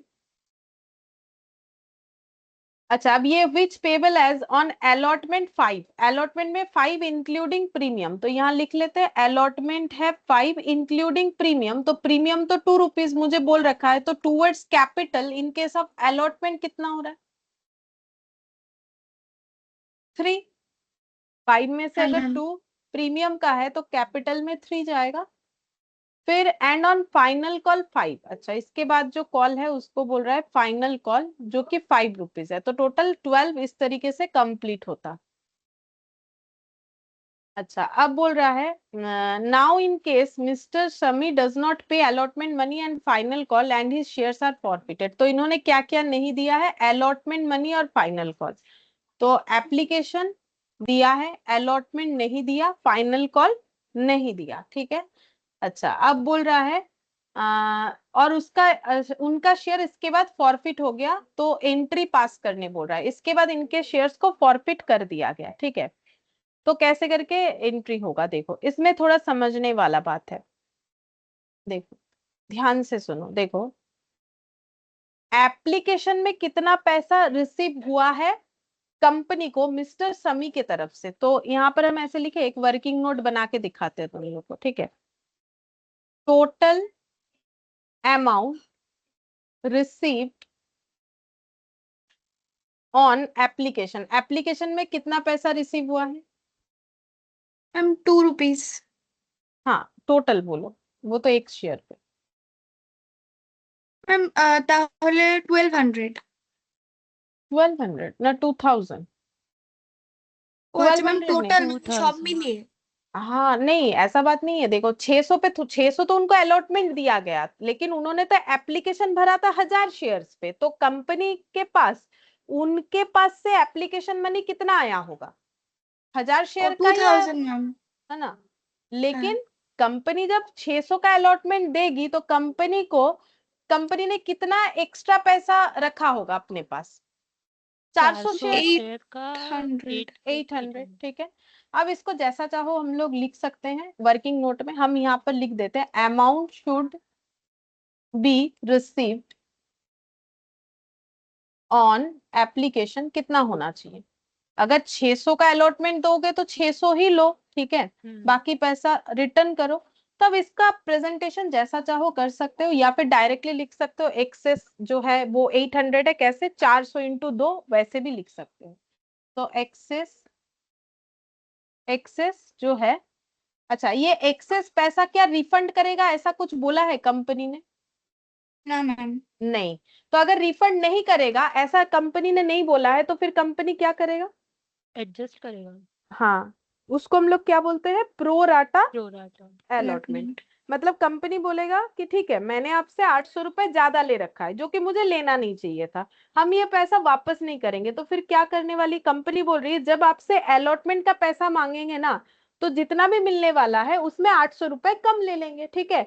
मतलब नेक्स्ट कॉल के साथ एडजस्ट कर लेंगे, और नेक्स्ट कॉल है मेरा अलॉटमेंट। तो यहाँ पर हम लिख देते हैं excess adjust in next call. अब देखो अलॉटमेंट के बाद अगर उसके बाद भी पैसा बच जाता है तो फाइनल कॉल में भी मे बी एडजस्ट हो सकता है, वो तो देखना पड़ेगा, मुझे भी नहीं पता, इसलिए मैंने सिर्फ लिख दिया कि excess adjust in next call. तो कंपनी बोल रही है जो पैसा एक्स्ट्रा लिया है वो अगर वापस नहीं कर रहा है, क्योंकि क्वेश्चन में तो बोला नहीं है कि कंपनी वापस करने वाली है, तो वो पैसा एडजस्ट हो जाएगा नेक्स्ट कॉल में, ठीक है। अच्छा अब देखते हैं कितना पैसा नेक्स्ट कॉल में एडजस्ट होगा। तो उसके लिए हम लोग देखेंगे amount due on allotment. Allotment में कितना अमाउंट ड्यू हो रहा है? 600 इंटू कितना होगा? कंपनी को इनसे अलॉटमेंट 5, 3000। इनको मिलना चाहिए कितना? 3000। लेकिन इसका बाइफर्केशन होगा, 3000 में से टूवर्ड्स कैपिटल कितना है, टूवर्ड्स प्रीमियम कितना है? मैम कैपिटल হচ্ছে 1800। 600 इंटू 3, ठीक है। और प्रीमियम का कितना हो जाएगा? 600 इंटू 2, तो 1200, और इधर कितना हो जाएगा? 1800। तो अलॉटमेंट में जो मिलने वाला है उसमें 1800 जो है वो कैपिटल के टुवर्ड्स है और 1200 जो है प्रीमियम के टुवर्ड्स है। तो एक्सेस मनी जो है वो पहले किसके साथ एडजस्ट होना चाहिए, प्रीमियम के साथ कि कैपिटल के साथ? तो रूल्स ये बोला है कि हमेशा एक्सेस मनी पहले किसके साथ एडजस्ट होगा?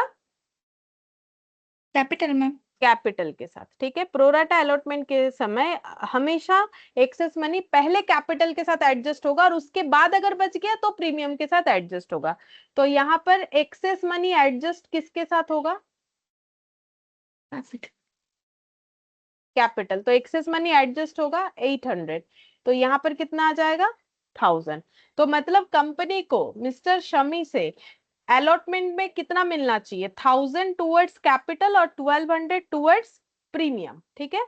तो अब क्या ये पैसा मिलेगा उनको, जबकि इन्होंने अलॉटमेंट का पैसा तो नहीं दिया ना, तो फिर कंपनी को कितना पैसा नहीं मिला?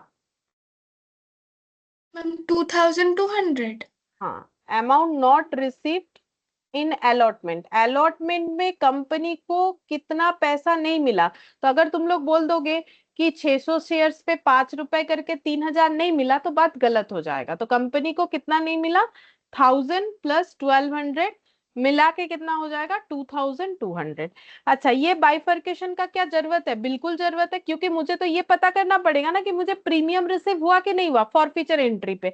तो अगर मेरा एक्सेस पैसा एडजस्ट होने के बाद बच जाता और प्रीमियम में भी एडजस्ट हो जाता तो हम बोलते हैं कि प्रीमियम रिसीव हुआ। मतलब हम ये बोल रहे हैं कि देखो यहाँ एक्सेस 800 हुआ, सपोज करो कि मेरा एक्सेस अमाउंट 2000 होता, ठीक है। तो 1800 एडजस्ट होने के बाद भी तो मेरे पास कितना बच जाता? अगर मेरा एक्सेस 200। 200, वो 200 से तो हम प्रीमियम का कितना एडजस्ट कर पाते? 200 कर पाते, ठीक है। तब फिर बात अलग हो जाता, ठीक है, कि प्रीमियम का भी कुछ अमाउंट मिला है कुछ नहीं मिला है, तो उसके हिसाब से एंट्री होता। लेकिन यहाँ पर पता चल रहा है कि प्रीमियम में कोई भी एडजस्टमेंट नहीं कर पाए क्योंकि एक्सेस पैसा उतना नहीं था, कैपिटली पूरा एडजस्ट नहीं हुआ। अब मुझे करना है फॉर फीचर का एंट्री। तो क्या होगा? एंट्री ऐसे होगा, equity share capital account debit होगा। क्या प्रीमियम रिसीव हुआ है? बोलो, प्रीमियम ना रिसीव मैम। कर पाए? नहीं कर पाए, तो प्रीमियम क्या हो जाना चाहिए? डेबिट। डेबिट। तो सिक्योरिटीज प्रीमियम हो जाएगा डेबिट। जो मिल गया है कंपनी को वो कंपनी वापस नहीं करती है, वो कहाँ दिखाती है? Share forfeiture. और जो नहीं मिला उसको या तो कॉल सिनेरियर दिखाएगी या तो कैसे लिख के दिखाएगी? To equity share allotment final call. To equity share final call, ठीक है। अब एंट्री लिखते हैं एक एक करके। तो पहले बोलो कि कैपिटल के टुवर्ड्स इनको कितना मिलना चाहिए था? 600 शेयर्स फुल्ली कॉल्ड अप था। शेयर फुल्ली 10 होगा, देखो फुल्ली कॉल्ड अप था।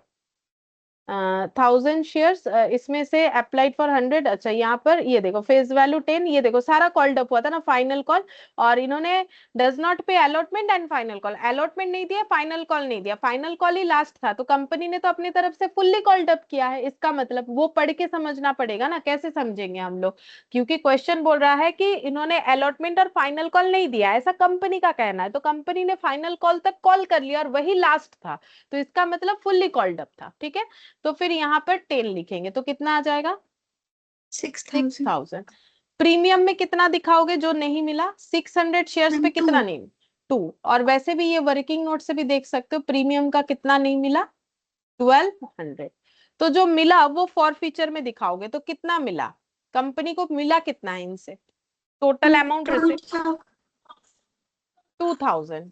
ठीक है, 1000 शेयर जब अप्लाई किया था उस पे 2 रुपए करके कितना मिला? 2000। सिर्फ तो एप्लीकेशन ही मिला ना, और तो कुछ मिला नहीं। अच्छा, अब अलॉटमेंट में कितना नहीं मिला? पहले हम फाइनल कॉल पूछेंगे। ठीक है, फाइनल कॉल में कितना नहीं मिला? 600 शेयर्स पे कितना नहीं मिला? फाइनल कॉल कितने का था? 5 रुपीज। 3000 पहले। तो ये हो जाएगा 3000। ठीक है।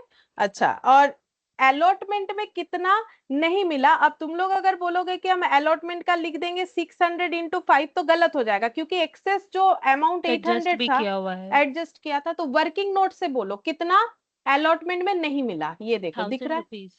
2200। 2200। वो प्रीमियम भी तो लिखना पड़ेगा ना।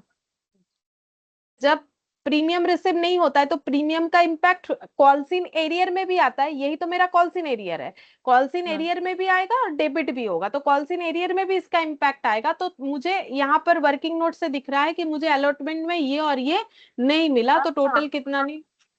2200। ओके। 22। वही वही चीज याद रखना है, मेन वही है कि प्रीमियम का इम्पैक्ट यहाँ तो आएगा ही, डेबिट हो जाएगा, उस पे गलत नहीं होगा।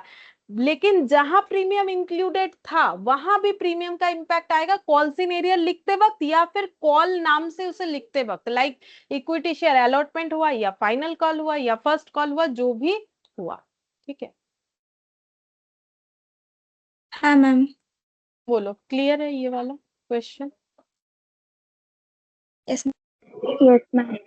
अच्छा, अब इस पे एक नोट लिख देते हैं ताकि तुम लोग को याद रहे वो प्रीमियम एडजस्टमेंट वाला बात। इन case of pro rata allotment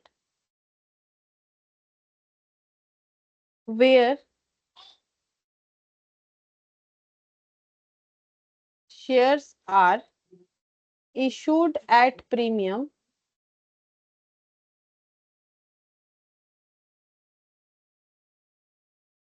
the excess money received on application will be first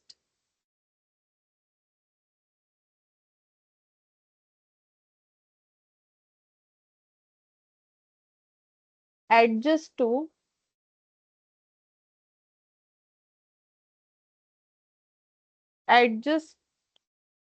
towards capital and then to securities premium। ठीक है, प्रोराटा अलॉटमेंट का मतलब क्या हो गया कि कंपनी ने जितना एप्लीकेशन मनी रिसीव किया उससे कम अलॉटमेंट दिया। जैसे कि ये वाला क्वेश्चन था, 1000 शेयर्स के लिए उन्होंने अप्लाई किया था बट 600 का अलॉटमेंट दिया, और कंपनी ने 400 पे जो एक्सेस 800 है वो पैसा रिटर्न नहीं किया या रिफंड नहीं किया, जो भी बोल सकते हो। बदले में बोला कि नेक्स्ट कॉल में एडजस्ट कर लेंगे। इस चीज को बोला जाता है प्रोराटा अलॉटमेंट। तो in case of pro rata allotment where shares are issued at premium, और एक तो प्रोराटा हो रहा है ऊपर से शेयर प्रीमियम में इशू हुआ था, तो जो भी एक्सेस मनी हो रहा है रिसीव्ड ऑन एप्लीकेशन, तो वो तो एप्लीकेशन पे ही रिसीव होगा ना, क्योंकि एप्लीकेशन जितने के लिए किया है उतना अलॉटमेंट नहीं दिया, तो एक्सेस मनी एप्लीकेशन पे ही रिसीव हो सकता है और कहीं नहीं हो सकता है। तो देखो जैसे यहाँ हुआ था 800, तो बोल रहा है कि वो एक्सेस अमाउंट जो है फर्स्ट एडजस्ट होना चाहिए towards capital and then to securities premium.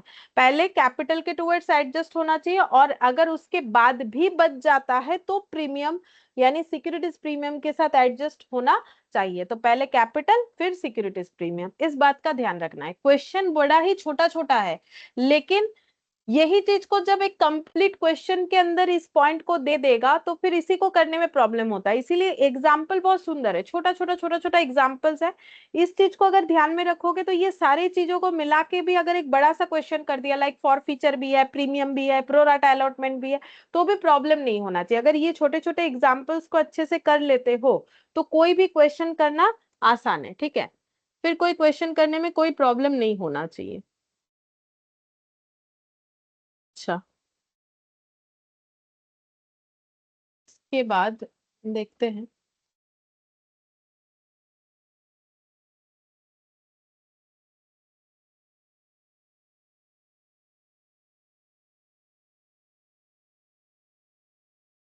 ये वाला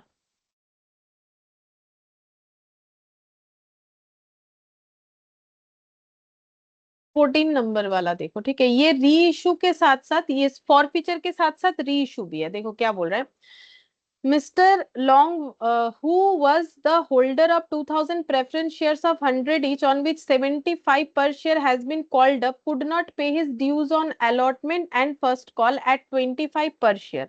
मतलब मिस्टर लॉन्ग के पास 2000 शेयर्स है, तो ये हो गया इलास्ट्रेशन 14 यहाँ पर लिख रहा है, ये मिस्टर लॉन्ग, ठीक है, इनके पास 2000 शेयर्स है, ठीक है, eight the rate of 100 each वाला। लेकिन कॉल्ड अप कितना है, 75, called up at the rate of 75, ठीक है। अच्छा, अब इन्होंने क्या किया है, बोल रहा है कि could not pay his dues on allotment and first call. अच्छा, अलॉटमेंट और फर्स्ट कॉल का पैसा ये नहीं दे पाए, जो कि दोनों ही 25 ईच था। ये भी नहीं दिया इन्होंने, ये भी नहीं दिया, ऐसा बोला है।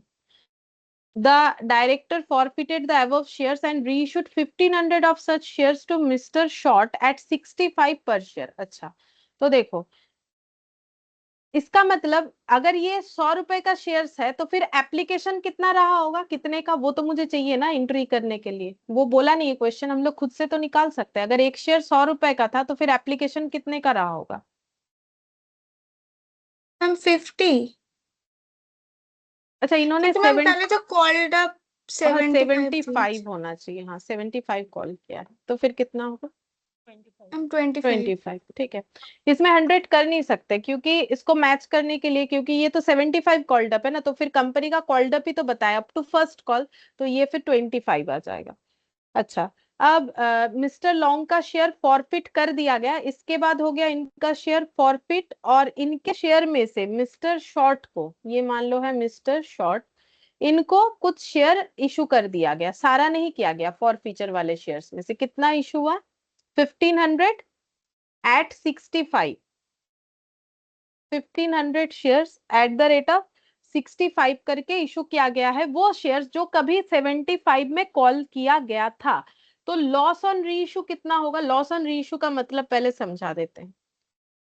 री इशू करते वक्त मेरा जो लॉस है उसको बोलते हैं लॉस ऑन री इशू, बट ये निकालते कैसे हैं, तो देखो जिस शेयर्स पे मुझे 75 मिलने वाला था उस शेयर्स को मैंने फिर से इशू किया बट 65 पे, तो मेरे लिए तो लॉस ही है। मुझे किसी चीज पे 75 मिलने वाला था, शेयर छोड़ो, मान लो कोई प्रोडक्ट है, मुझे 75 मिलने वाला था, अब उस प्रोडक्ट में कुछ डिफेक्ट हो गया, कोई प्रॉब्लम हो गया, तो मैंने उसको 65 में बेचने का सोचा, तो मेरा लॉस है, ठीक है। तो कितने का लॉस है, मैम 10 रुपीज। 10 रुपीज, ठीक है। तो जितना मिलने वाला था और अभी जब न्यूली इशू किया तो जितना मिलेगा, तो उसका डिफरेंस को बोलते हैं लॉस ऑन री इशू, ठीक है।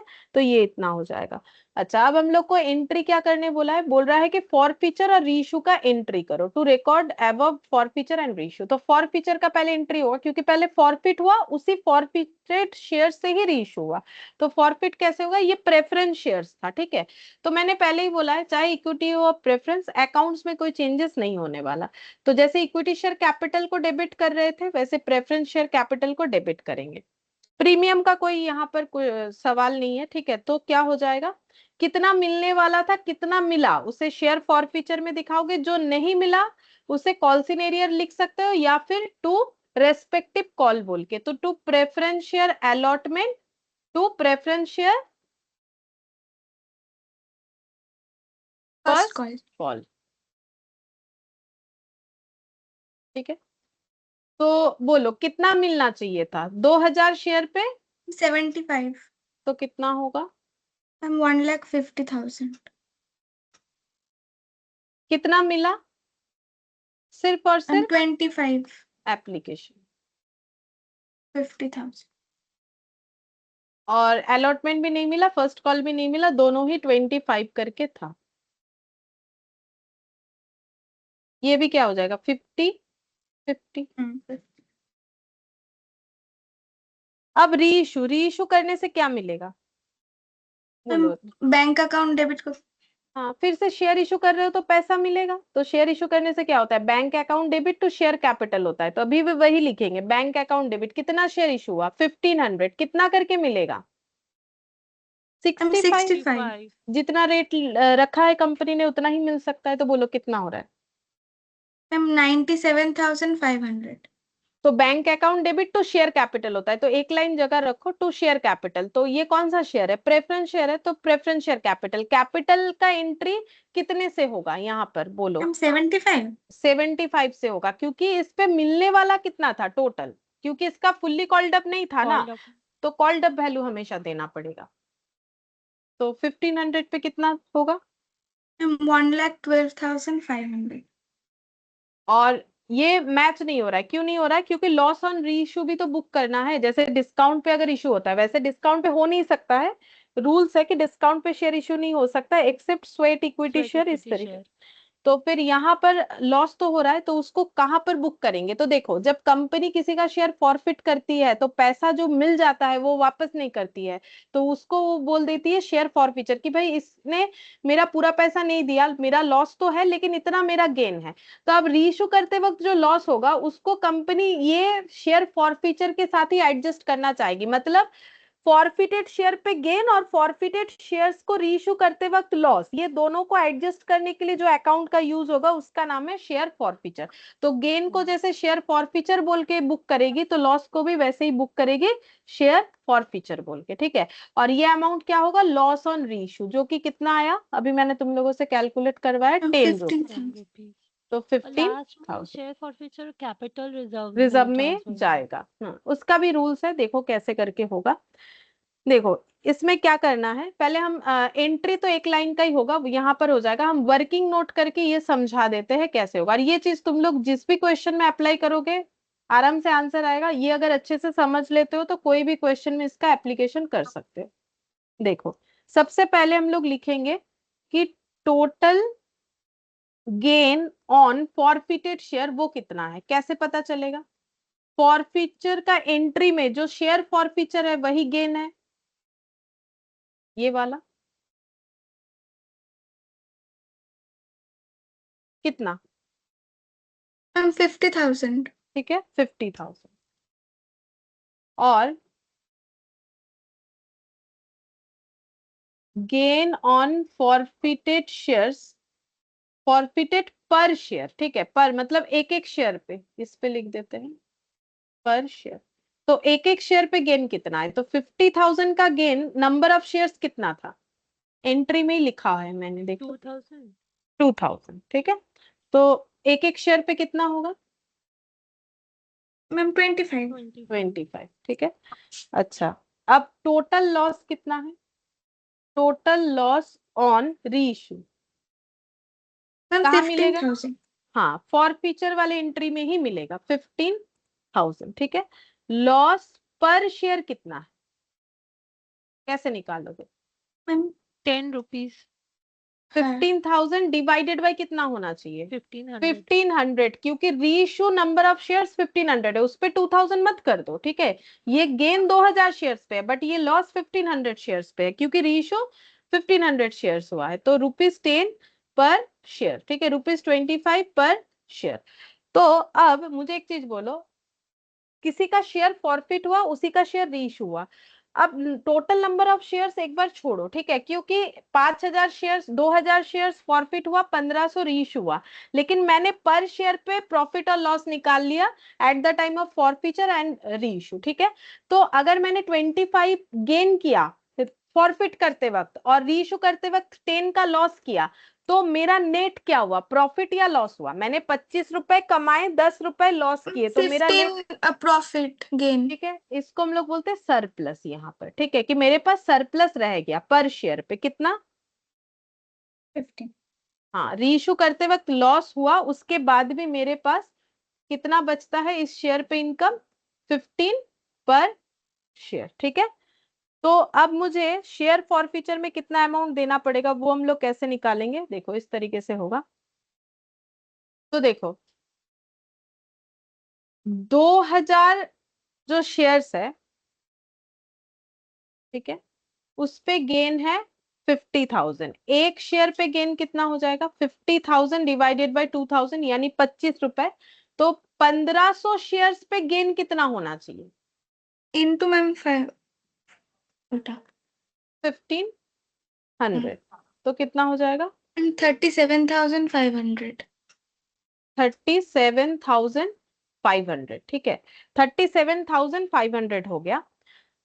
अब देखो ये 15 पर शेयर करके भी कर सकते हो, इस तरीके से भी कर सकते हो, हम दोनों तरीके से समझा देते हैं। यहाँ पर मैंने क्या दिखाया, देखो मैंने ये दिखाया कि मेरे पास गेन तो 2000 शेयर्स पे अवेलेबल था, बट रीइशू तो 1500 हुआ था, तो मुझे गेन भी 1500 शेयर्स पे ही निकालना चाहिए, जो कि कितना हो रहा है 37,500, 500। ठीक है। वो तुम लोग ऐसे भी निकाल सकते थे, कैसे निकालोगे, 1500 शेयर पे गेन कितना करके, 15 करके कितना आ जाएगा, नहीं 1500 शेयर पे 37 আসছে না তো, 15 इंटू 15 37 ना, परचेस होगा ना अमाउंट। 22,500, 22,500। हाँ ये डायरेक्टली आ जाएगा, हाँ ये कितना आ रहा है 22,500। तो टोटल सरप्लस यहाँ पर निकाल सकते हैं हम लोग, कैसे निकालेंगे, एक शेयर पे 15 का सरप्लस, तो 1500 शेयर्स पे 22,500 का सरप्लस हो जाएगा। एक ये तरीका हो गया। और दूसरा ये जो कर रहे हैं 37,500 का मेरा क्या है, 37,500 का मेरा गेन है, क्योंकि गेन है 50,000 तो गेन है ना, तो ये मेरा गेन है कितने शेयर पे, 1500 शेयर्स पे। और 1500 शेयर्स पे लॉस कितना है मेरा, 15,000, 15,000 है। ये मेरा लॉस है, तो मेरा नेट गेन ही होगा, क्योंकि गेन का अमाउंट ज्यादा है, जो कि कितना आना चाहिए 22,500। क्या ये दोनों नेट करने से 22,500 आ रहा है, हाँ मैम। ठीक है, ये हो गया। पर शेयर वाला पता इसीलिए होना चाहिए क्योंकि इसके बाद क्वेश्चन में और भी चीजों को जब मतलब और भी छोटा छोटा पॉइंट चेंज किया जाता है, तो पर शेयर कैलकुलेट करना आता है, तो हम लोग आसानी से इसे कर सकते हैं। बाकी इस क्वेश्चन में पर शेयर नहीं करके अगर बस इतना कैलकुलेशन करोगे तो भी तुम लोग का हो जाएगा, लेकिन पर शेयर पता हो तो आसान होता है, और कुछ नहीं, ठीक है। क्यों होता है, क्योंकि इसमें क्वेश्चन में और भी पॉइंट्स जब आ जाता है ना, 3-4 शेयर अलग अलग फॉरफिट हो रहा है, ठीक है, किसी का पूरा लिया जा रहा है, किसी का आधा लिया जा रहा है, तो फिर कैपिटल रिजर्व का अमाउंट निकालना आसान हो जाता है। कैपिटल रिजर्व क्यों बन रहा है ये भी समझो, ठीक है, वो भी तो समझना पड़ेगा कि मैंने शेयर फॉरफिट किया, शेयर को रीइश्यू किया, उस पे मेरा गेन हुआ 22,500, ठीक है। अब ये जो गेन है ये मेरा क्या कोई डेली के बिजनेस इनकम से गेन हुआ है, ना बोलो, मैम। नहीं, तो ये मेरा कैसा गेन है, ये मेरा एबनॉर्मल। वन टाइम, ठीक है, ये वन टाइम, जब जब शेयर फॉरफिट हुआ, रीइश्यू हुआ, तब हो रहा है, ये मेरा कोई डेली बिजनेस का गेन नहीं है। तो अगर डेली बिजनेस का गेन नहीं है तो ये मेरा रेवेन्यू रिजर्व नहीं होगा, तो फिर ये मेरा कौन सा रिजर्व होगा, कैपिटल रिजर्व। हाँ कैपिटल मैम। रिजर्व का मतलब क्या, कैपिटल रिजर्व का मतलब वो सारे रिजर्व जिसका रिजर्व कहाँ से बना है, डेली के इनकम से नहीं बना है। रिजर्व कैसे क्रिएट करते हैं, पीएल से क्रिएट करते हैं, तो ये रिजर्व पीएल से क्रिएट नहीं हुआ है, ठीक है। ये रिजर्व कैसे हुआ है, ये वन टाइम कुछ एक्टिविटी की वजह से गेन हुआ है, जैसे कि शेयर इशू करके जब सिक्योरिटीज प्रीमियम जनरेट होता है, तो क्या ये बिजनेस इनकम है, मतलब डेली के बिजनेस से इनकम है, ना मैम। ये भी कैपिटल नेचर का होता है। ये सिक्योरिटीज प्रीमियम भी क्या होता है, कैपिटल नेचर का होता है। ये भी वैसे शेयर फॉरफिट करके अगर गेन हुआ तो ये भी कैपिटल नेचर का है, तो इसीलिए इसको कहाँ ट्रांसफर करोगे, कैपिटल रिजर्व। कैपिटल रिजर्व में। अगर रिजर्व हुआ तो ठीक है, अगर लॉस हो जाता है नेट करने के बाद तब मत करना, ठीक है। तो 15 इंटू 1500 कितना हो जाएगा 22,500। डेबिट किसको करोगे, शेयर फॉरफीचर को, क्योंकि शेयर फॉरफीचर का ही तो हम लोग का क्या हो रहा है, अमाउंट नेट हो जा रहा है, तो शेयर फॉरफीचर कितने से डेबिट हो जाएगा, 22,500। 22,500।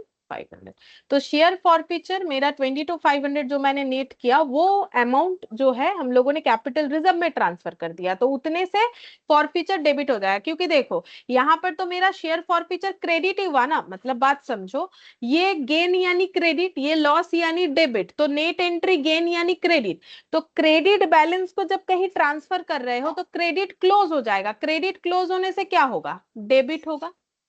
और कहाँ ट्रांसफर किया, कैपिटल रिजर्व में, तो कैपिटल रिजर्व हम लोग का क्रेडिट हो गया। बोलो समझ में आया? হ্যাঁ ম্যাম। ম্যাম আর একবার বলুন। কোনটা বলবো বলো, এইটা ফরফিচারটা? হ্যাঁ হ্যাঁ, দেখো ফরফিচার में মানে এন্ট্রিটা বলবো না অ্যামাউন্টটা বোঝাতে হবে, কোনটা বলো?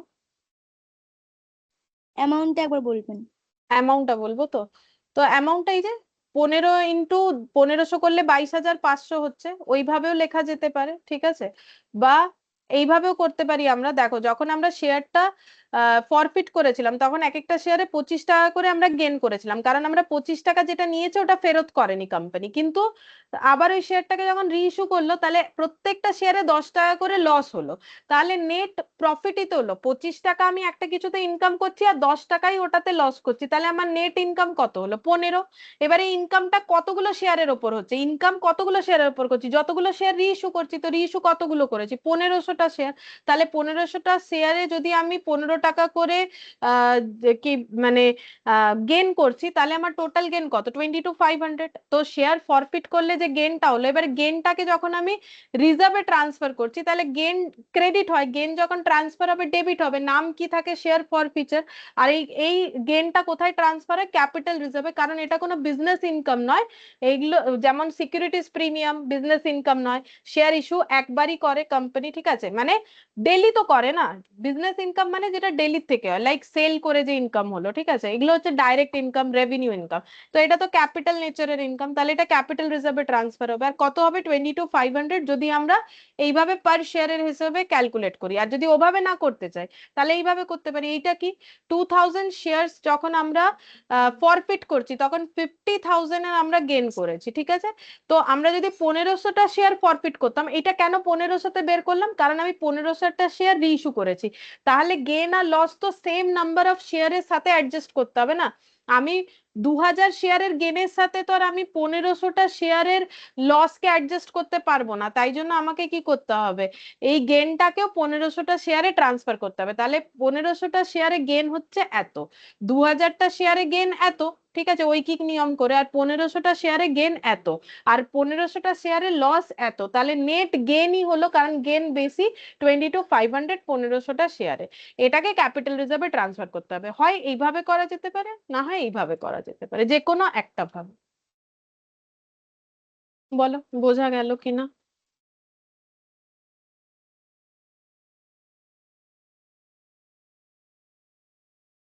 बोलो कोई डाउट है तो और एक बार बोल देंगे, बोलो और कुछ पूछना है तो। না ম্যাম।